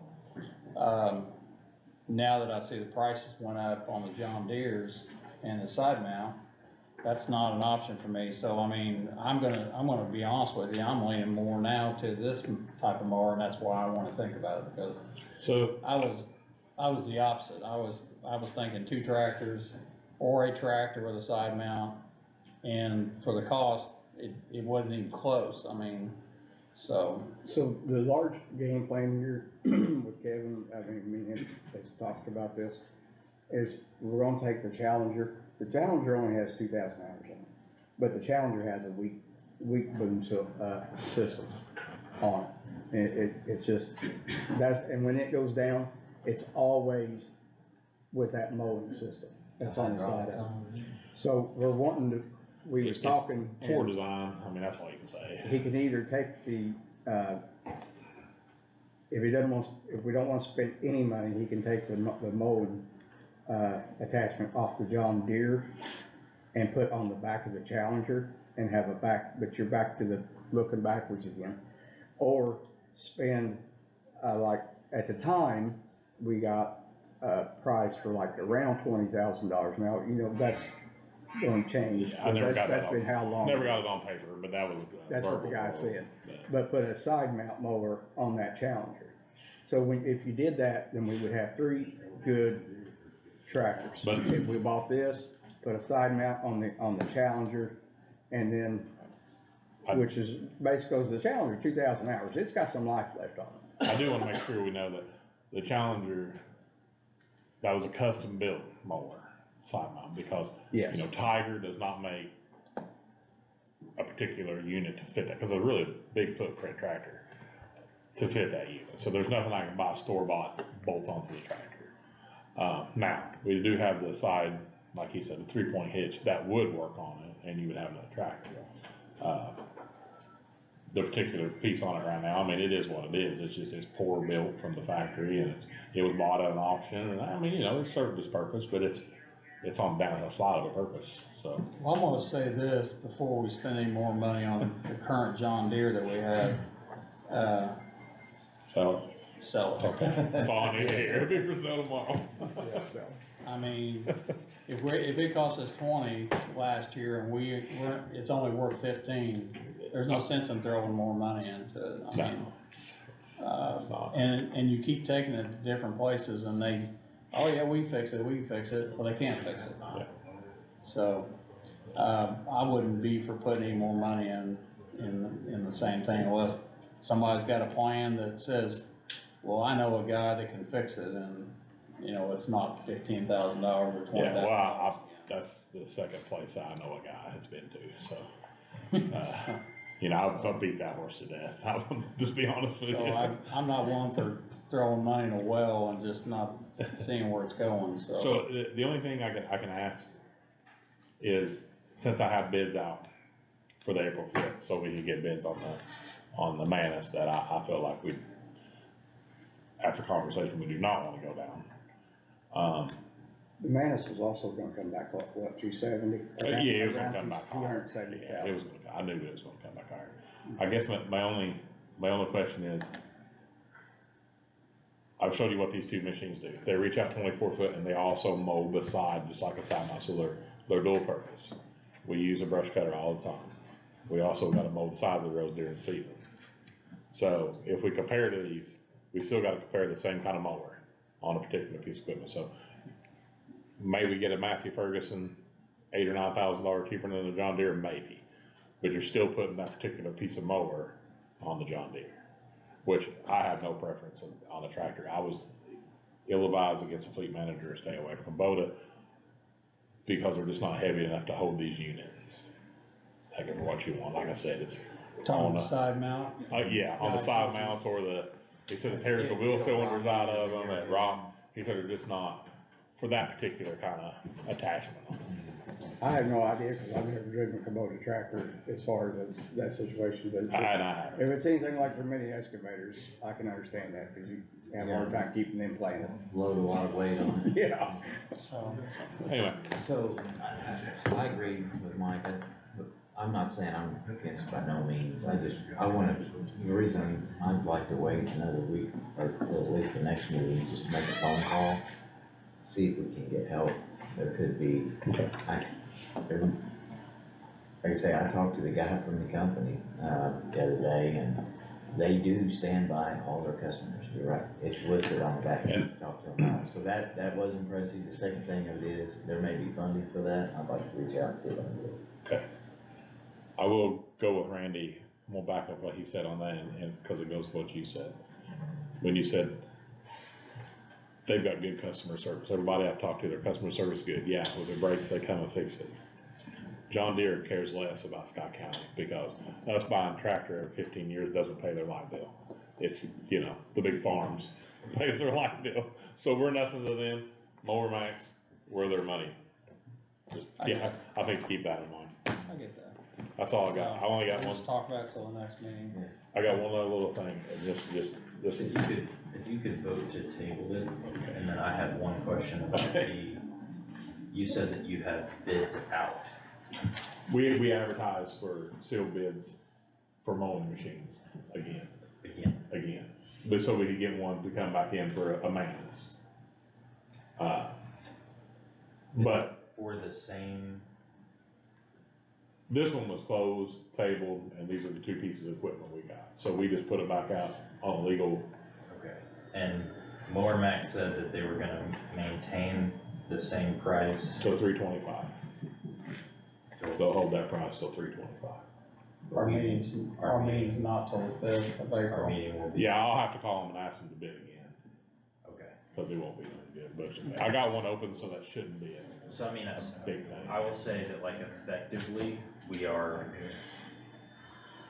rejecting all bids in this scenario. Okay, I'm just, that'll probably be the best way to do it. Well, because he's already rebid, so we probably need to reject the bids we have now and start over. that's kind of With what the I'm bids. thinking, is like, at this point, we're rejecting all bids and rebidding in a different cycle, the same request. Because John Deere's gonna rebid, because they said they can't hold their price no more. So so I can call them and ask them to rebid. And Mower Max will have to rebid, because it will be after their good for Yeah, date. after their date. Okay. I'll entertain a motion to table this till our next meeting. Do I have somebody that'll make a motion? I'll make the motion. Greg makes a motion to table this till our next meeting. Randy? I second. Randy seconds that, and I'll make that unanimous, so. I'm gonna promise you, I'll make a decision. I mean, I just wanna make the right, and Oh, I it may not understand. be It's the a lot right of money. one. I just, Yeah, I know your needs, and I'm just trying to get the most versatile piece of equipment we can get. I get that. You know, that's the And I guess, goal.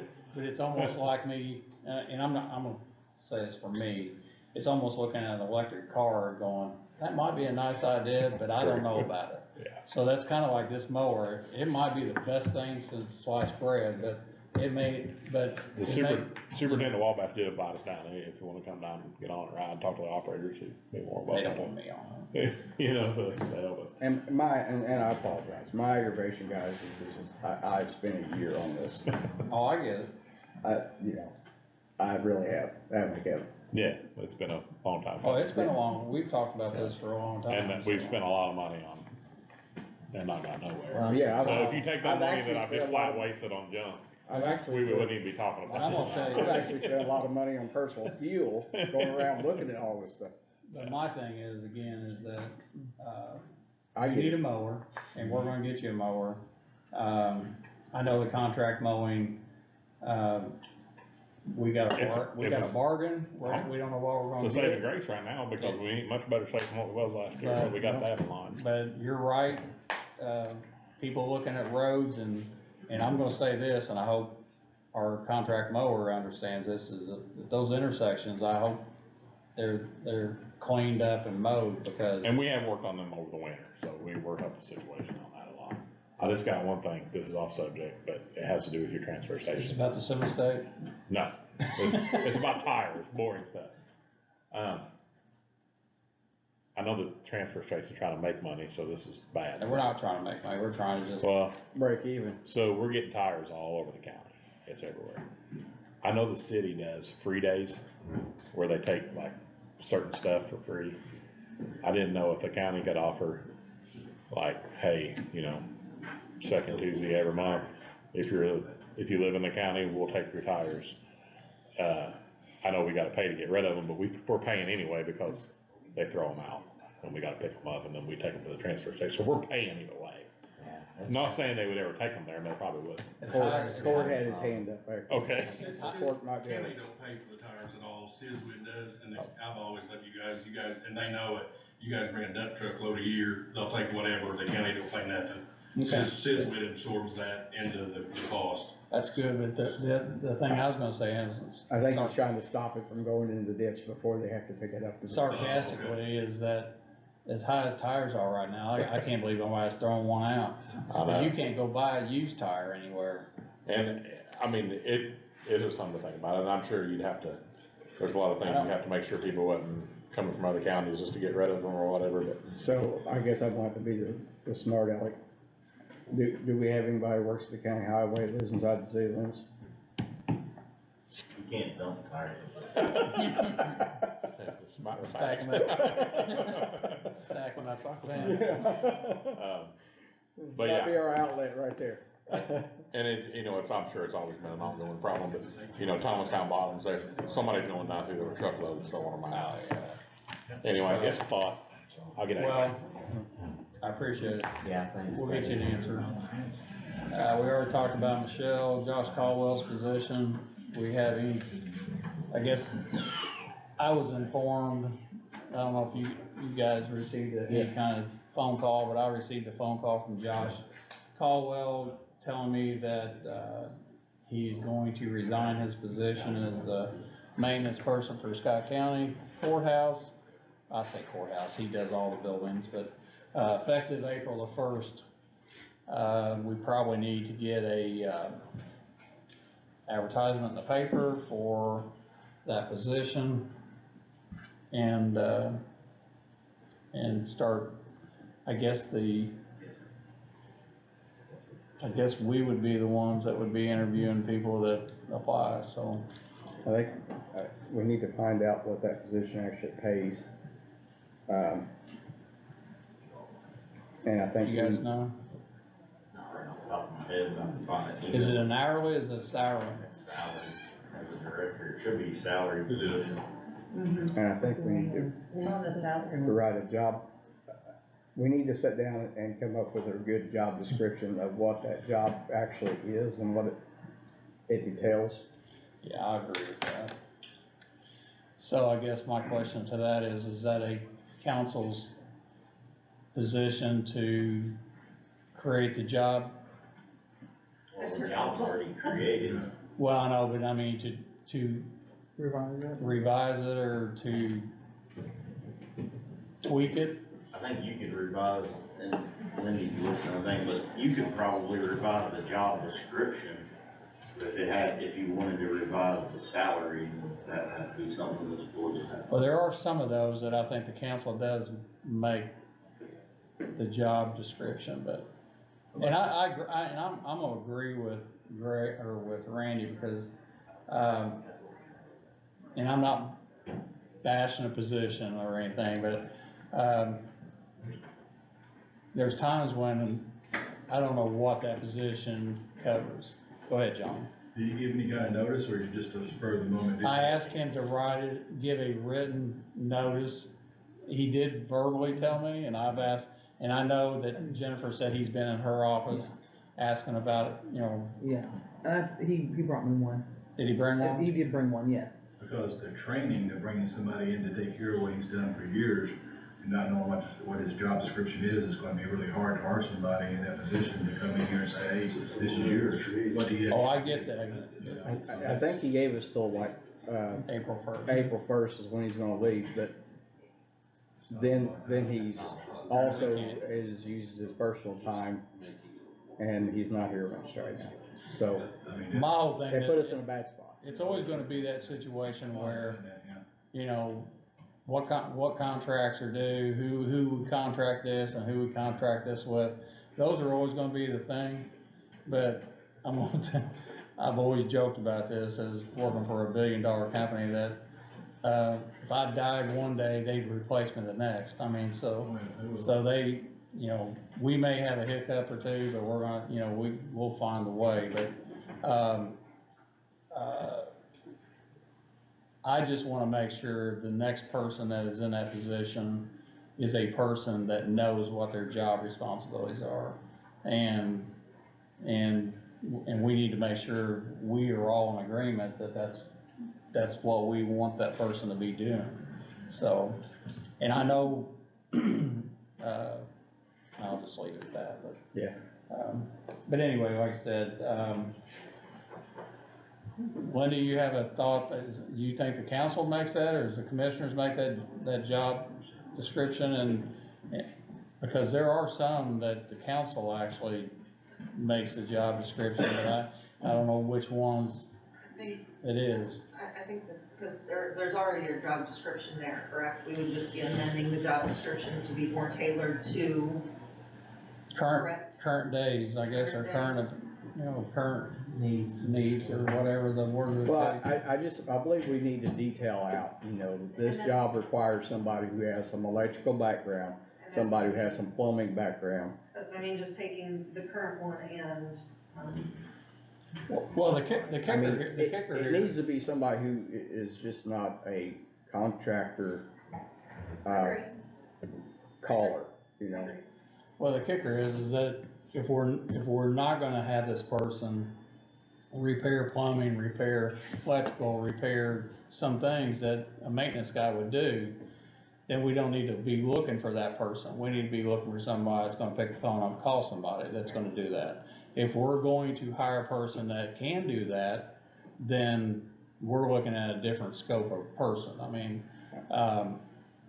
and I think we need to, when we put the ad out, that we're putting the correct ad out for the correct person that we're looking for, and not a person that, you know, we're gonna be disappointed because, you know, and I'm, don't get me wrong, I'm not disappointed in Josh, I wanna make sure that position, cause sometimes he would throw his hands up and goes, is that my job? I mean, I wanna make sure the person coming in knows what their job is and what their responsibilities are, so. We also can't go Corvette shopping on the Chevette budget though, so we'll see what the salary Well, is. If you're gonna find someone who is certified in HVAC, plumbing, electrical, you're talking a big chunk of money. Well, and then, you know, they don't have, I see where you're going, and I agree with what you're saying. You know, salary will need to be adjusted for what you're hiring. But given that, I mean, different units, different knowledge, different boards, computer boards, I mean, it's hard to hire anybody because, you know, the computer boards that's on over here and our equipment is gonna be different what's over in jail. So it's always, you're always gonna have somebody gonna have to coordinate contracting help, so you gotta be careful about how much you wanna pay. You know, does that make sense? I agree. Can you, Jennifer, can you get us a copy of the job description, his job description, so that we can look at it and come up with something we wanna add, take off? I mean, so. And and I think we stay within our budgeted salary, whatever it is. I'm not gonna be asking, me personally, not gonna be asking for somebody to make more money, so they're either gonna like the job or we'll hire somebody that knows how to dial a phone. So anyway, I guess what we need to do as a board is to look at the job description, see if you wanna change it, tweak it, and then we can do that by our next meeting. I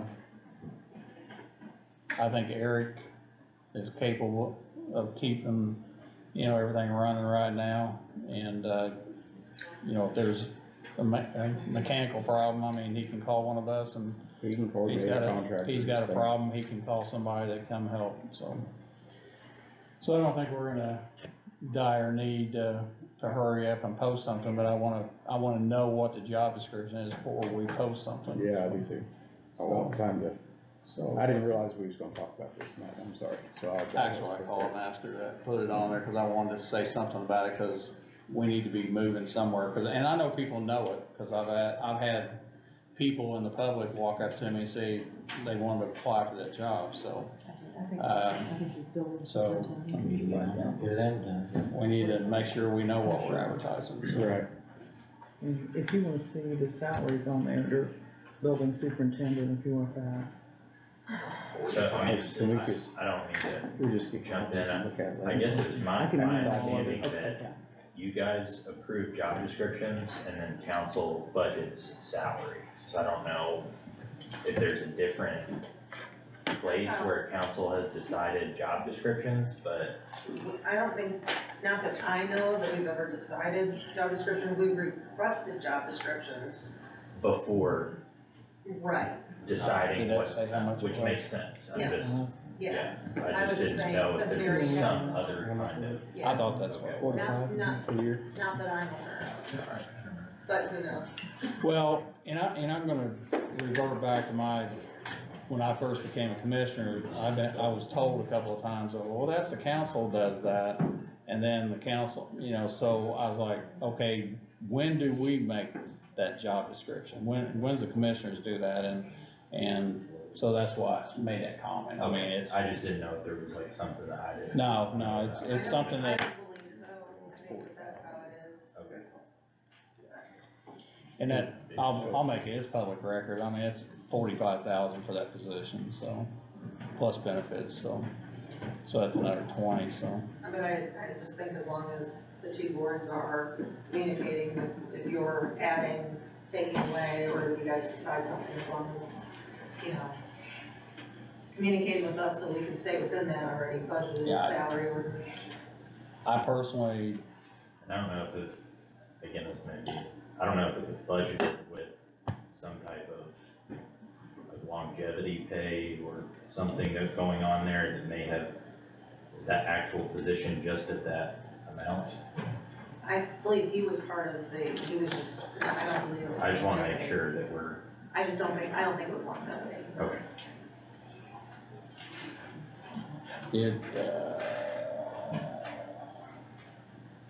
it looks like it had a right, Just a, it's about 3/4 of the way down.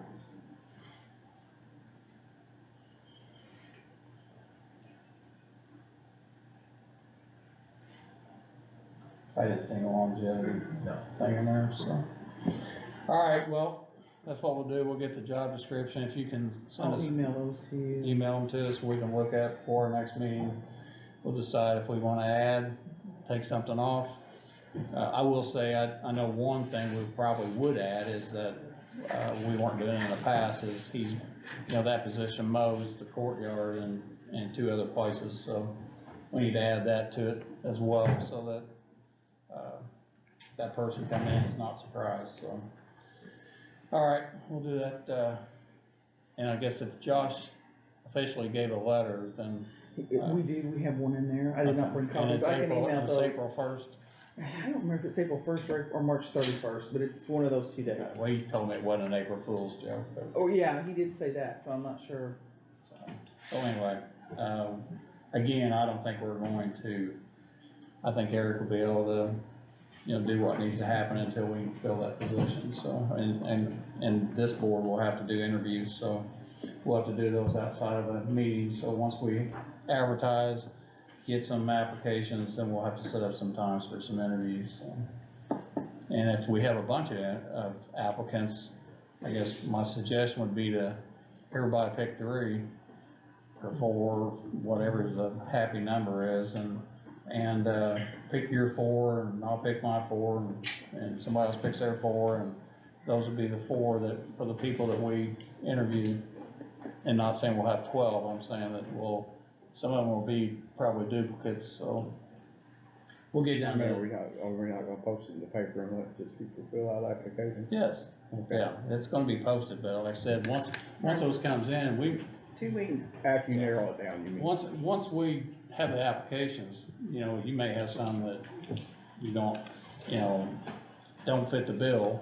You have some that you wanna interview, and we'll just get down to interviewing, you know, maybe down to 4 or 5 or at the most, so. All right, moving along, key copies, what's that? That was something that Josh and I had talked about, and I had the paperwork in the March 1st folder, and we've misplaced that now. What it was, he'd asked for the key that like unlocks these doors in here.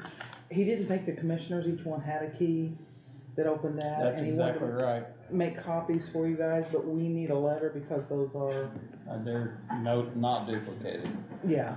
Yeah, I have a key, but I know, I've asked you, and you said you didn't, and I think you said you didn't either. The only door that won't open, actually, we need to change that a little bit, because my key won't open the mechanical room.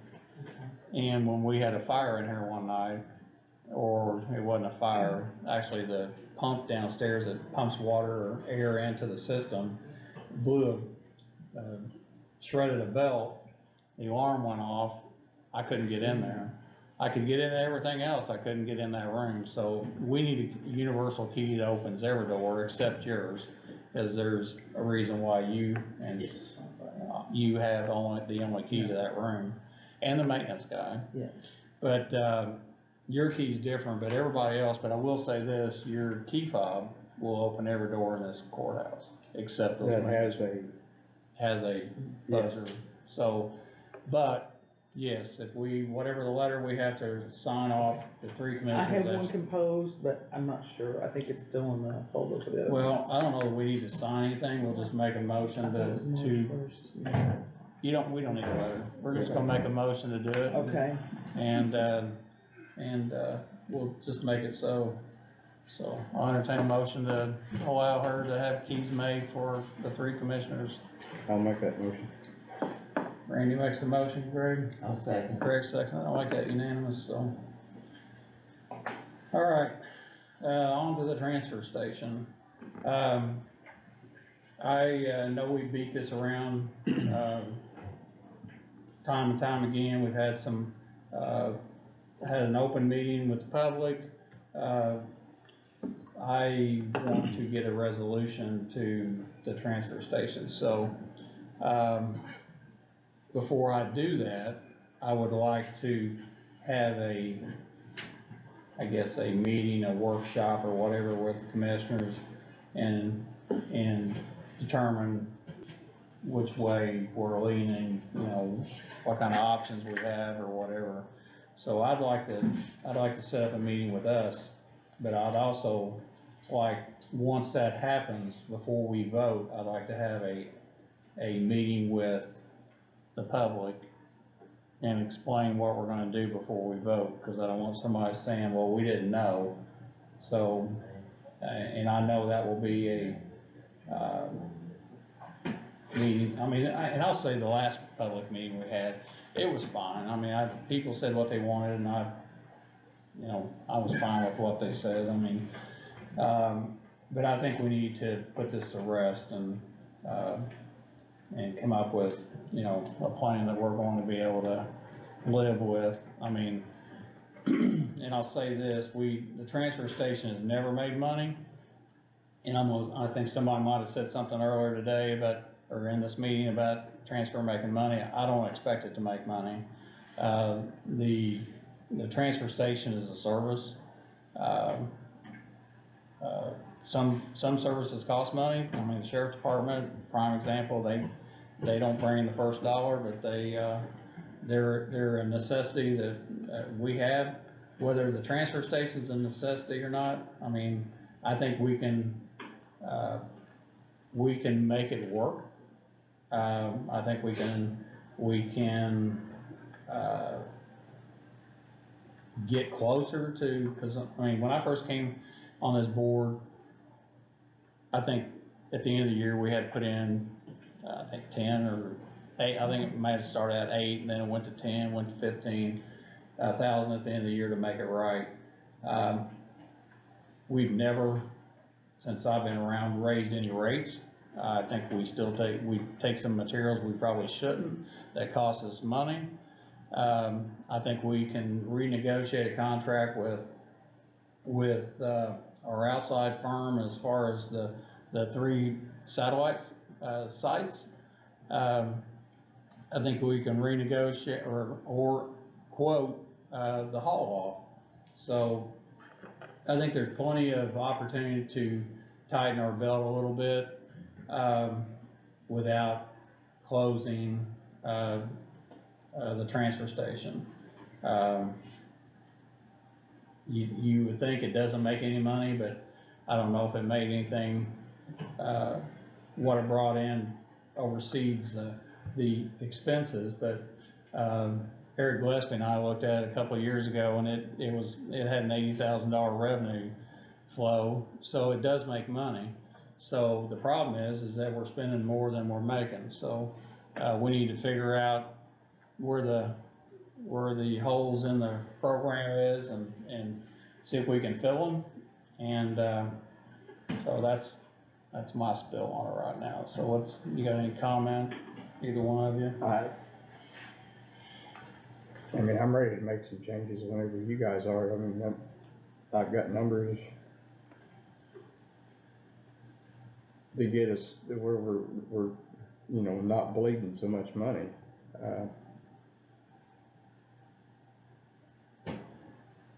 But I mean, if you're not ready, Well, I think we need to have that in a workshop type thing, and we can do that whenever you want. So, but we need to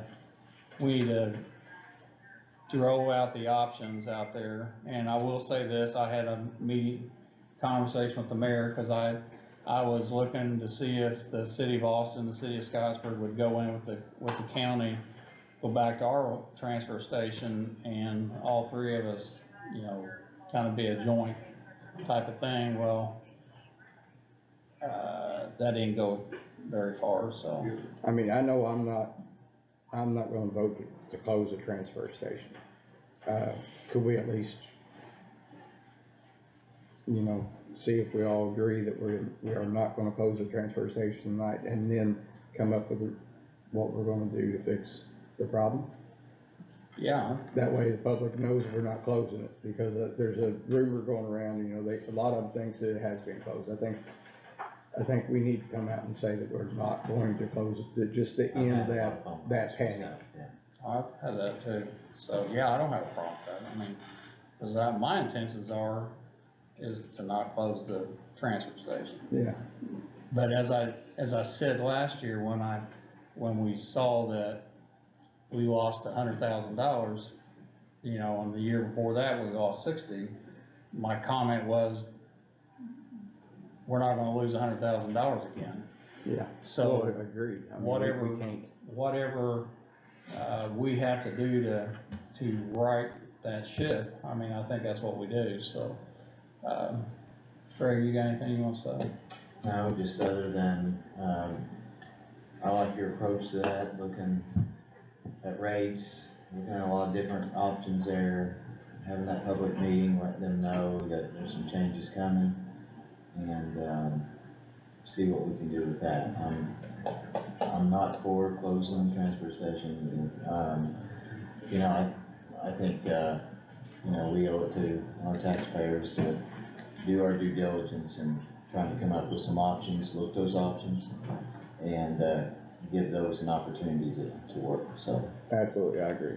We weren't voted in to just shut the lights off. That's right. Alright, so we'll just, what is this? Wednesday, Thursday? What, is there a day, first of the week, next week, you guys could meet for an hour or so? Open workshop? Was you saying earlier that we have another meeting Monday? No, that was State Board of Accounts. Next That'll be Thursday. Thursday, that'll be Next during the Thursday, day, that'll be yeah. before 3 p.m. Next Thursday, we have an executive. I could meet sometime this week in the afternoon. Anytime around 5. I'll be there. Not with bells on, but I'll be there. What's your schedule? I'm, thinking maybe something like Tuesday, maybe, Let's, or possibly, can you do 4 on Tuesday? 4:30. 4:30? 4:30 is better. Let's do 4:30 Tuesday as a workshop. We'll meet right here. 21, I think, through 21. So, that's what we'll do. We'll come up with some options, and then, again, I'd like to go to the public Where are we meeting here, here? yeah. Is that an open workshop for council too? It's open to the public, I mean, so. Yeah, well, if you could advertise that. But I'd still like to have an open, meeting for the public. I want their input and hear what they're, Like a true forum. I wanna hear what they're gonna say, and that, we'll probably do it off-site from here, cause last time there was quite a few people. Tuesday, might reach back out to school again. See if they- Actually, I'm gonna reach out to the mayor, see if we can use the Mass Park, cause they did a area plan meeting there, and it worked out pretty good, That's cause a good idea. it was, So you wanna do the Mass Park now? Science. 4:30 Tuesday, Mass no, Park? no, No, that's gonna that'd be be here, the Oh, public okay. meeting we're gonna have with, Oh, I got you. with the public on. I would call the difference like a public hearing versus public meeting, you know. Our meeting next week is gonna be more important, obviously, to deal with the agenda item and for, the public officials to be discussing what their ideas are, whereas, the public hearing would be an opportunity for the public to speak on the issue. Yeah, and I mean, I'll say, it was lively, but everybody was respectful, and, Zach didn't scream at too many people. Anyway, we'll move on. Consideration of the opioid agreements, I think this is our attorney. So, I have a copy of the resolution, which is really just the first couple pages, but there are individual participation agreements for each of the enclosed. And what you're describing here is a separate lawsuit with drugstores and stuff, is that correct? It is with, distributors specifically, so, we're talking about, the pharmacies basically, so not the manufacturers. Like CVS and Walgreens. Yes, and there's stuff. 5 specifically that are named. They're all included in the resolution, but again, this is basically, the same type of resolution that we had done previously, but basically just an opt-in provision to participate in these settlement agreements. Again, these are, opt-in settlements that, based on my discussions with our outside counsel, they're advising that we enter into these by the deadline, which I believe is March 30th. I received a email on March 7th, and I believe I was just copied on it as a matter of course to notify me about the kind of upcoming paperwork that was to be sent out. I think that there is a DocuSign email that went to Tammy's old email, but in any event, I will check that after tonight's meeting and basically that you guys authorize, assuming that we are participating in each of those settlements, I just ask that you all permit the authorized signer, who I believe that's Mike, to execute any and all paperwork necessary to participate as part of the resolution. Now, wasn't that easier than writing all that? I only wrote this part. Oh, okay. Everything else these are just the forms that the courts have provided for participation. All right, Mike, you wanna read all This this? is kinda like. Oh, wow, please. Just with a different. Yes, so Time. if you look at like Exhibit K, right after the resolution, if you look at Exhibit K 1 through 3, Yeah.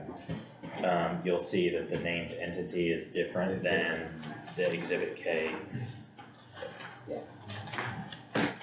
Okay, well, I'll entertain a motion to allow me to sign outside of this meeting any of these documents for the resolution to approve opioid settlement for the other, I guess, I would farmers. do, like separate, just from my perspective, I would just do, because the resolution is something that we have to execute in an open meeting. I would say approve the resolution, which is the participation. Do you have a number for that resolution? We can put the number on it. Yeah, Okay. let's do that, cause I think I have a number, but I'm not 100% sure. Okay, well, I'm gonna entertain a motion to, for all of us, I guess. Yep, all of us to sign the resolution number to be, put on this later. Resolution to approve the opioid settlement participation agreements with Teva, Walmart, Walgreens, Allergen, and CVS, and to opt into the settlement pursuant to Indiana Code 4-6-15-2, so. I will make that motion. Randy makes the motion, Greg? I'll second. Greg seconds that, and I'll make that unanimous, so.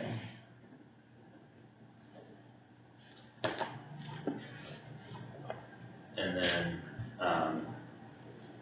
a motion to permit Mike as the authorized signer, to execute any and all participation form agreements to effectuate the participation. Yeah, I'll entertain that motion. I'll make a motion for Mike to sign this. Randy makes the motion, Greg, I'll second. Greg seconds that, and I'll make that unanimous, so. So, and for the public to know, this is a separate lawsuit. Yeah, it will be like a new round of settlement payments over a specified period, similar to what we've received in the past. I mean, it will still have the same type of restricted fund section, Do you need the the rest of unrestricted it? fund section, and an attorney's If fees you've already got a copy of all that. section. I'll do this and I'll email this back to you guys. I think it's 8, but I'm That's not fine. confident enough to say that. It's okay. Is that all you got there? On that? That's all I had on the opioid stuff. ABC paperwork. Okay, this is for, I just need a signature on, the person that you picked for the board appointment. Gary McClellan. There's the next we need to sign. We gotta do this for you too, so I'll entertain a motion to allow me to sign this, certificate of appointment of oath of office by the appointee to the local alcoholic beverage board. I'll make that motion. Randy makes a motion, Greg, I'll second. Greg seconds that, and I'll make that unanimous, so. I'm trying to see.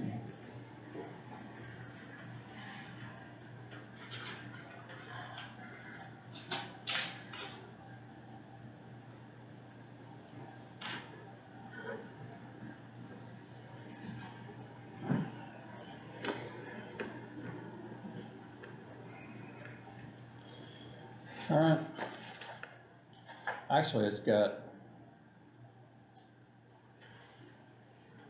I'll just have y'all sign it. It's got places for everybody to sign. Just sign here and I'll have Randy sign there too.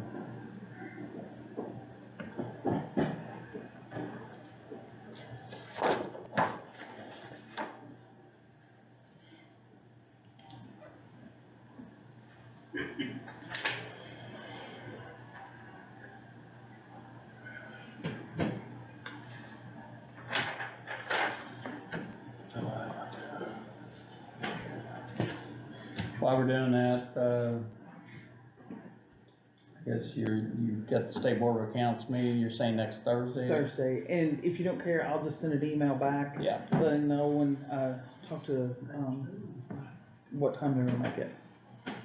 Alright. So What then, time, what time, oh, they don't know what time.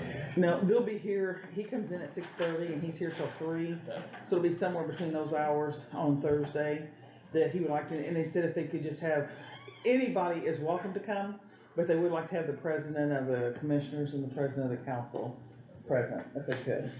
okay. Alright, consideration of scope of work for the courtyard sidewalk project. Randy, I don't think that's you, isn't it? That's the sidewalk. Yeah. Yes, well, I mean, I wrote the work scope, and do you guys have the copy of the work scope? I saw what you had in the email. Do you guys agree with how that was written up? I'm fine with that. So, And I would say, we need to advertise it. we need to advertise, I guess, that, we are wanting to get quotes for putting a sidewalk in and advertise it in the paper. And, to me, just we advise them to come up here to the auditor's office and get that work scope and drawing, so they're all bidding on the same. Yep. Well, that's always been the problem in the past, everybody doesn't do the same thing, and then you got bids that aren't equal to each other, so. Right, they've always had conversations, and the conversation changed from person to person, so Yeah. nobody was bidding on the same work scope. So I think we need to do that more often than not, that we write the scope of work so that everybody's on equal playing ground and they're bidding the same stuff, so. JR, did you read that work scope and stuff? Did you get a look at it? Yes. You agree with that? Yeah, that's fair. A lot better than the last. Alright, well, I'll entertain I guess we don't really need to entertain a motion, just, I guess, advertise the, Will advertise it? yeah. So, alright, consideration of the courtyard permit applications. We We had one, had three that were here before, and I don't think they were signed, and they're in another, they're still in the old file too, so we'll table that. Well, but they've already taken action on those, right?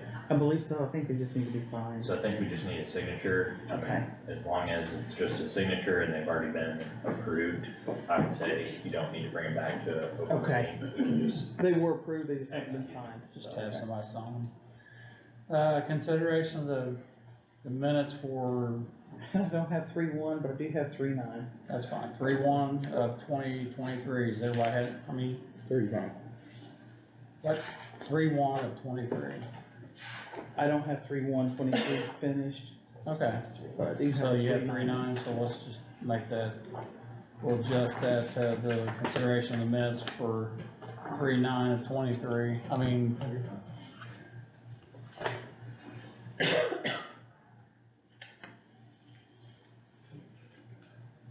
What you can do with that, I don't know, if you can send those I minutes can email them to our email, we always look at them prior, and then Yes.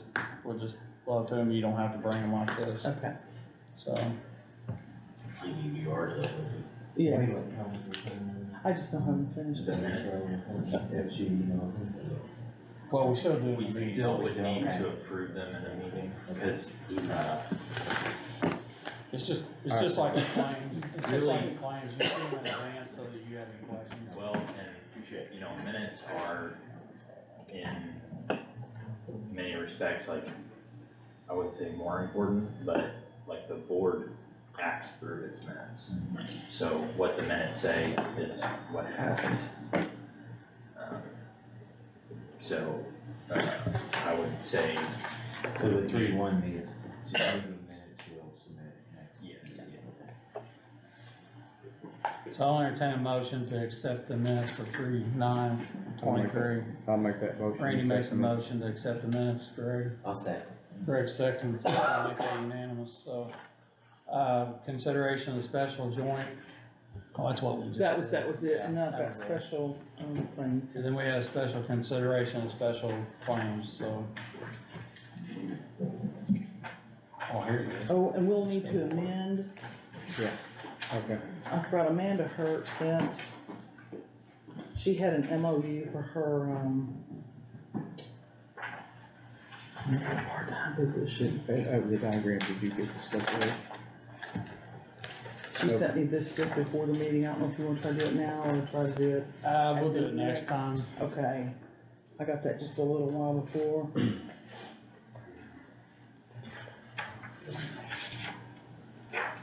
Okay. We have a claim, a special claim for Indiana testing.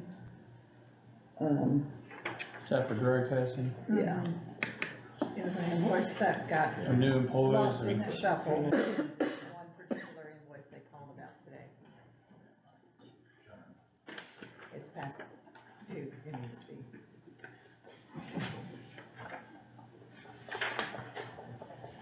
What department? It's for the, well, I won't say. It's a pre-employment that was sent for review, and that invoice did not get passed on when we took over, so it's past due, it needs to be.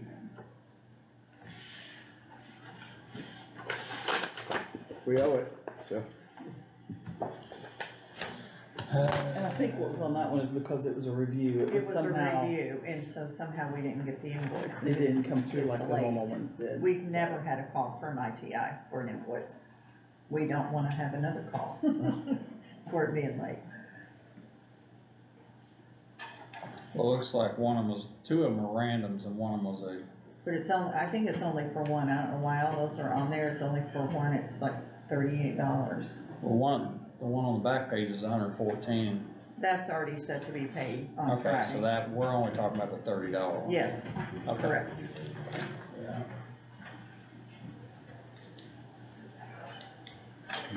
And you're right, $30 for, POs. Why didn't POs. purchase orders? It's not on here, yeah. you don't say who the But department is. Before, can we finish, we've got more special, if you don't care, the invoices. This is from the highway department, and what made them special, Lori has had a family emergency, and things got a little bit behind, and they didn't get turned in time, so we just like go ahead and pay them so they won't be late. And, like I said, Lori's just had her plate more than full lately, Yeah. Know that situation. yeah.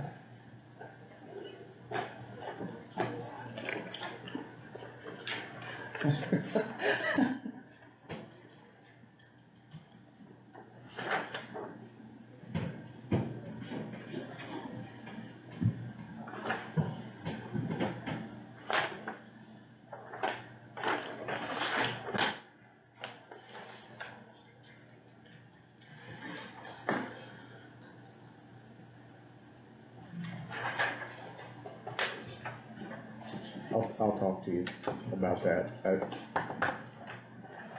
I found out how that happened.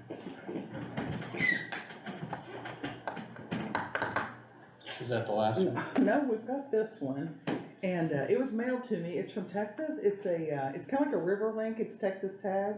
Looks like it was from, Dallas, Texas, and it doesn't identify a vehicle or anything like that, so, that I see. I'll let somebody look at that and see. Why would we? I send it back Well, I'll tell you. with a river link. I will counter them with a river link. I had a lady face messenger me, asking me about her grandmother's property and her step-grandfather's property and on this road, and I'm like, I don't know that road, so I called Steve and I said, Steve, you know this road? Nope, never heard of it. I've Googled it, nothing. And so I asked her more questions. I said, are you in the right town or in any way? So anyway, she gave me a better address. So I Googled it, or actually I went to Google Maps. It was in Minnesota. So I sent her a message back. I said, I think you're here. Scott County, Here it Minnesota. is. Yeah. I gave her all the information, but it was in Minnesota. Scott County, Minnesota.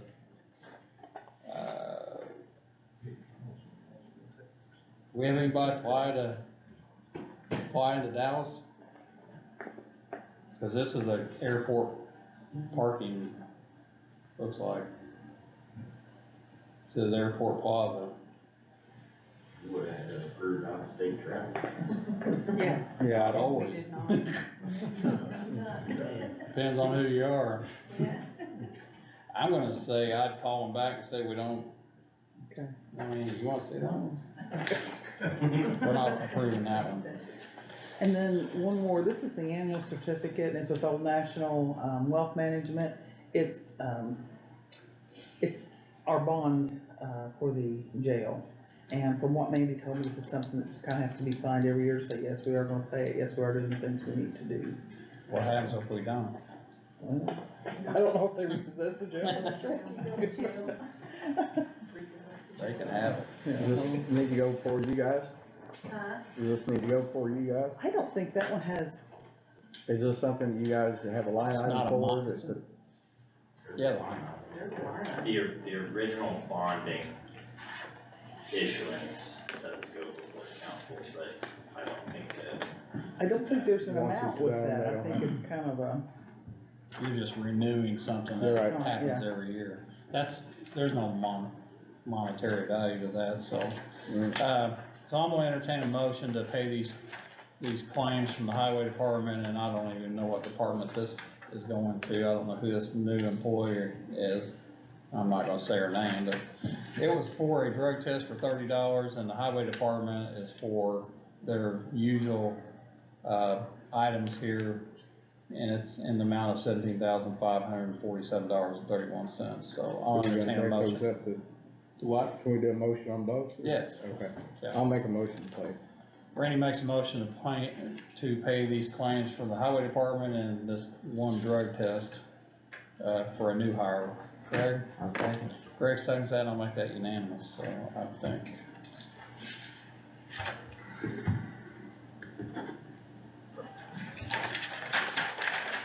Sorry, John Henry.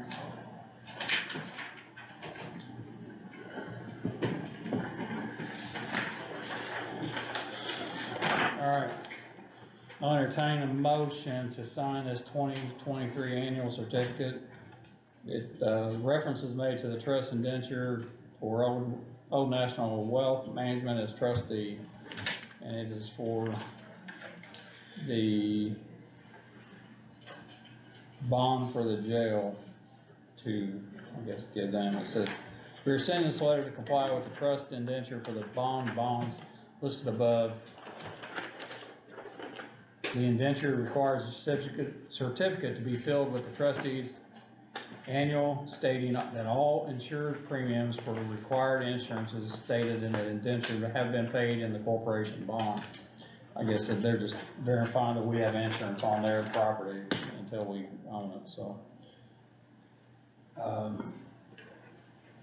I need a motion. I'll make a motion. Randy makes a motion to sign this, and Greg seconds that, and I'll make that unanimous, so.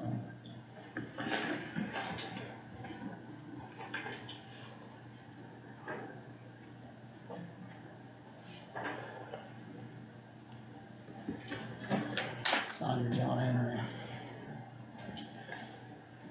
Mr. Attorney, you have anything else? I do actually.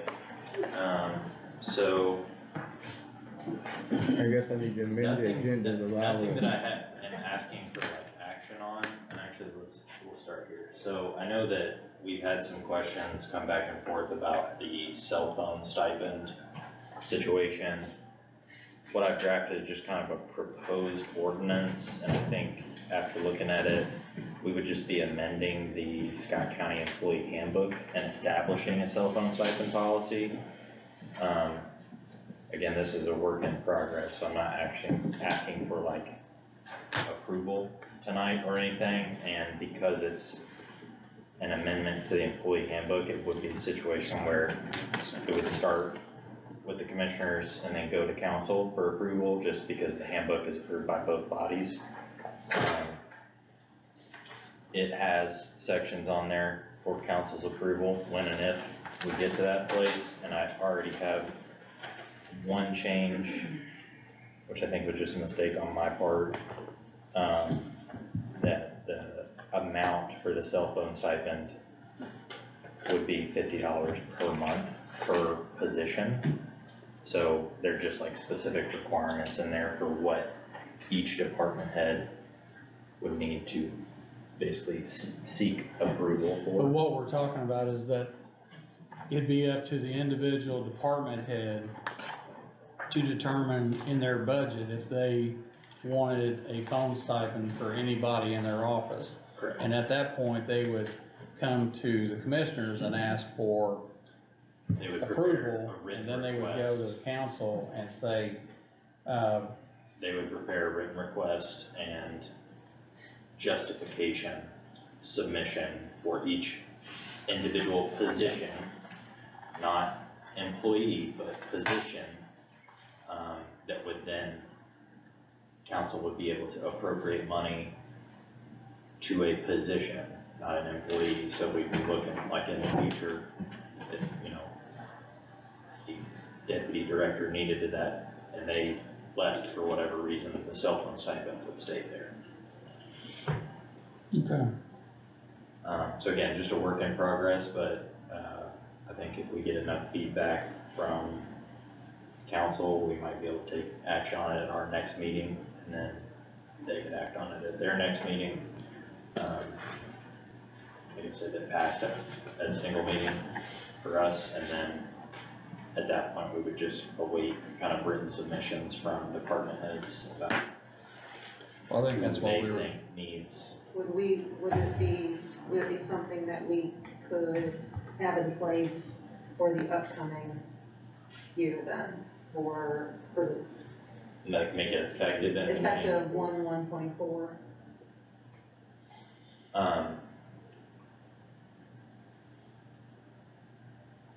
I don't have any, No, I'm asking like how would that be something that they would have to establish or talk about, or how would that work? if we wanted to do it effective, I would just change the effective dates, but then we would go all the way through 2023 with no policy in place for cell phone stipend requests.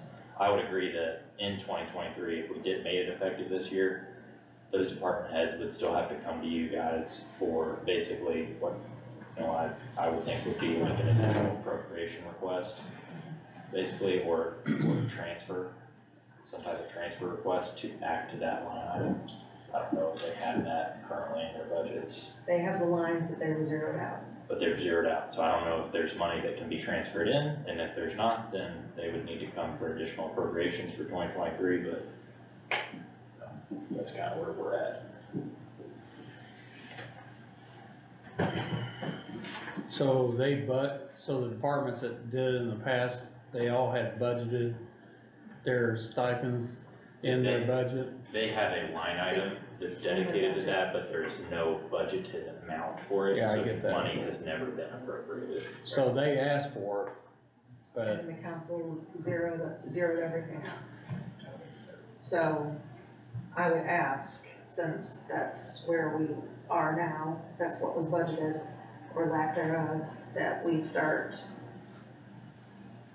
not the process, but that those cell phone stipends, if approved by everybody, start for 1/1/24, so that they would be able to put it in their budget for the 2024, is what I'm saying, so we can budget it within their budgets for the 2024 year, if so approved.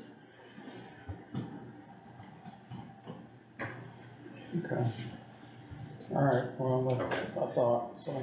That's the first one, and then I just wanted to give everybody copies again, not things that I'm asking for, obviously, approval on, and ultimately, you know, whether you would approve or not, it's completely up to you, but I know that Andrew had come previously to you guys about the cell phone booster plan, and I've taken a look at the contract. But one of the questions was whether or not we could use ARPA money for that.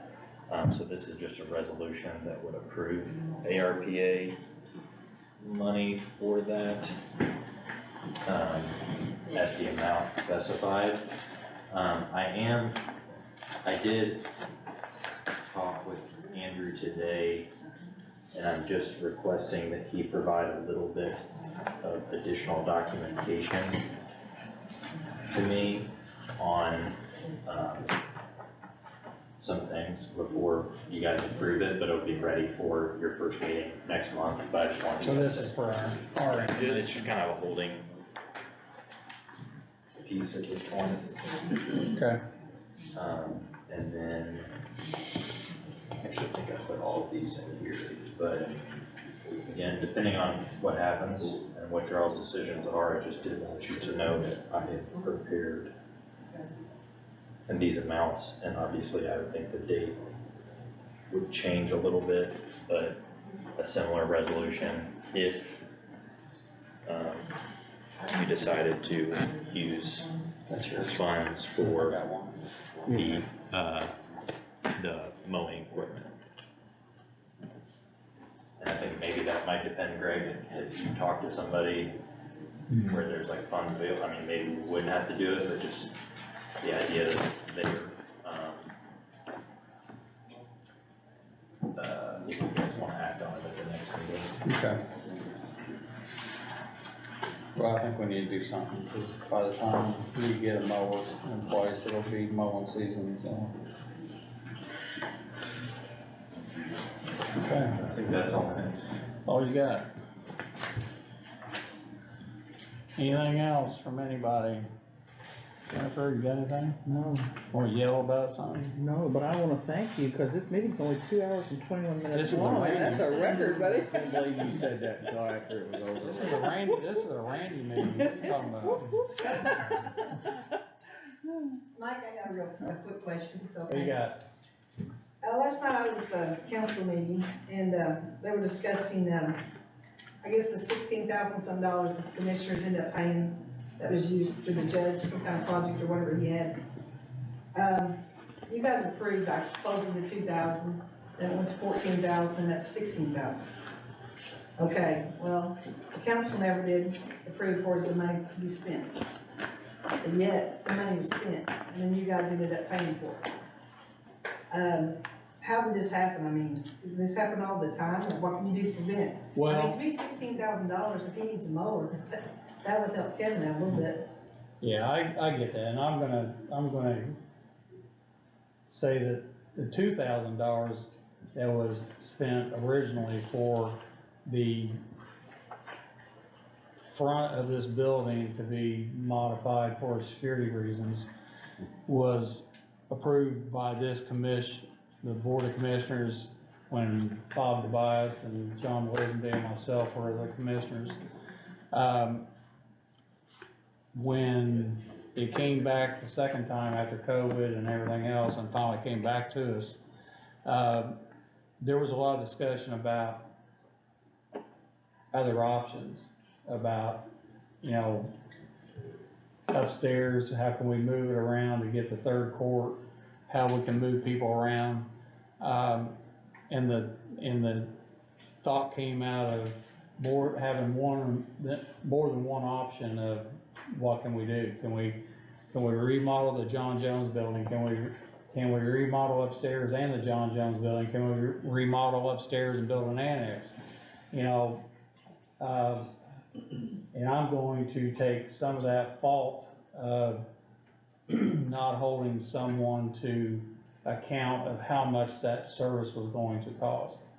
But I will say this, that I believe that at that point, the person that was coming and asking for the initial stuff should have went to the council and said, I need approval. I came from the commissioners with their approval, I should have came to you and got approval as well. That didn't happen.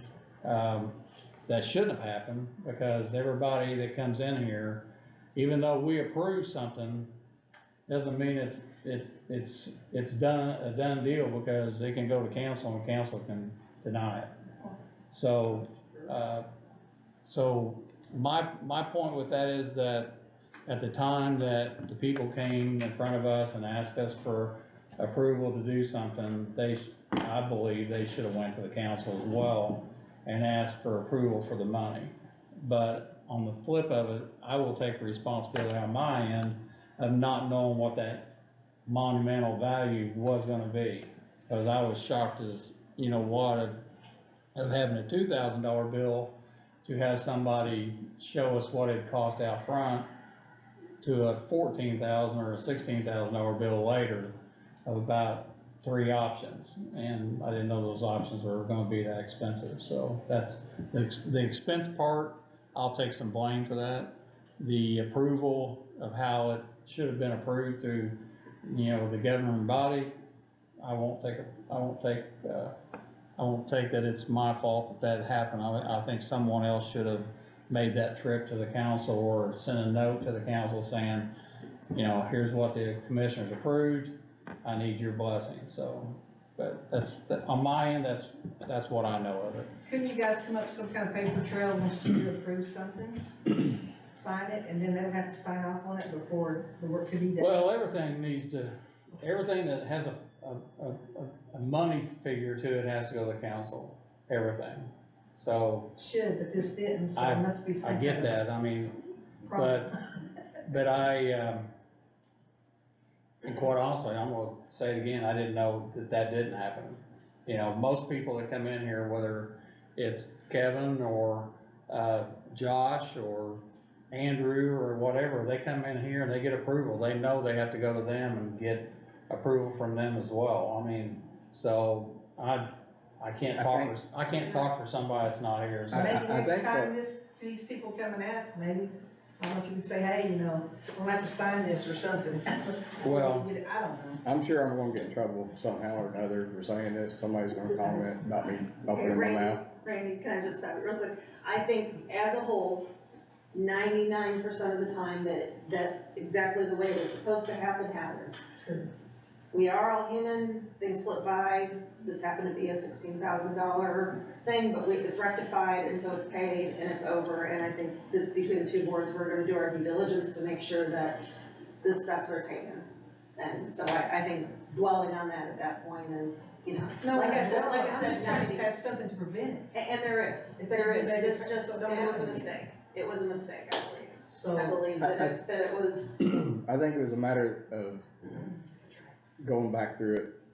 I think it was a matter that the judge, you know, was in the middle of this, and he doesn't normally go through all this, and I think it was just an oversight on his part.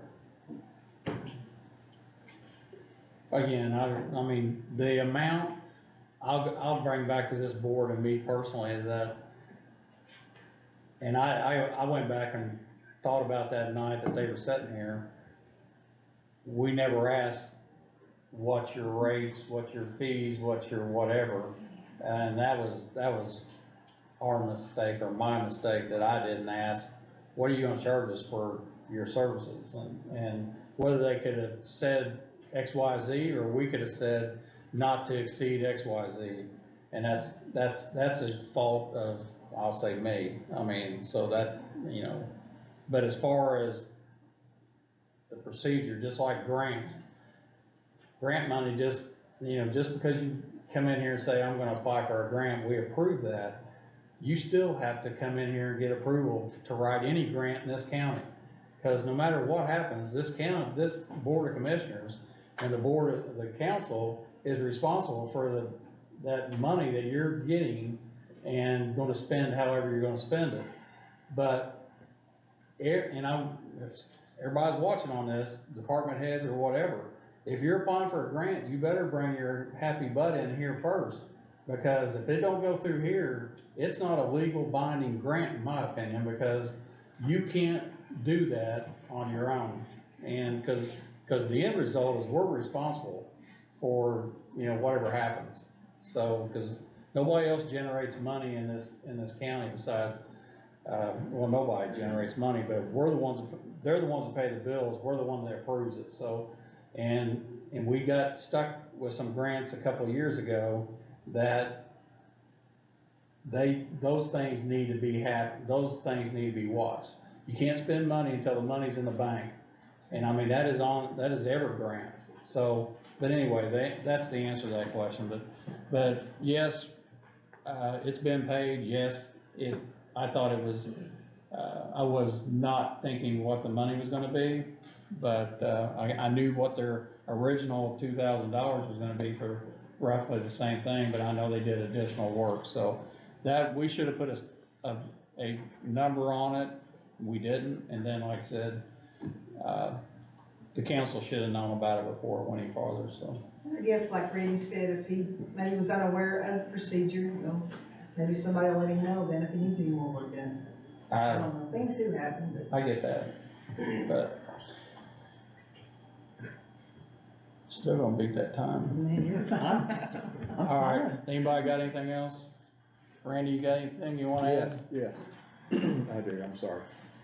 See? You Not spoke. me. I know it's not you. You know, I know I've talked to you guys a couple of times about the property at Tri-Hawk and, looking at the possibility of maybe doing, something out there. I reached out to a company today, and I had their name on my phone to give you. His name is Mike Harris, and he's with Jacoby Toombs and Lance, to just see, to ask him to take a look at it and see what it would cost us to get a budgetary cost in doing something like this. And he said he would do that for free, and wouldn't charge us anything. So I'm just making that publicly, so you guys know that there's a company looking at it, and that he's, and all it is he's just gonna look at it and give us a rough idea how much something like this is gonna cost. So, no contracts are entered or nothing, it's just, it's all, You don't have to go to council. not, go council, not spend no money, but I need to be honest about what was going on, what we did. Kevin, we got free engineering, so you need to get his number too, so. Enough for Well, the gentleman, you know, he's wanting to do business with Scott County, he's never got to do business with Scott County, and I think that it's a matter of, hey, let me take this first spin and show you what we can do. Okay. Greg, you got anything? No, You spent a couple of days at the road school, how'd that go? went well, probably one of the biggest turnouts I've seen in a couple of years, so, went well, there's a lot of information. Well, I saw something, I had your picture up on a big screen. Yeah, I presented, and I do that from time to time. I'll work with our consultants and talk about issues or, you know, big projects that we had and talk about the ups and downs and lessons learned and all that, so, yeah. it went Good well.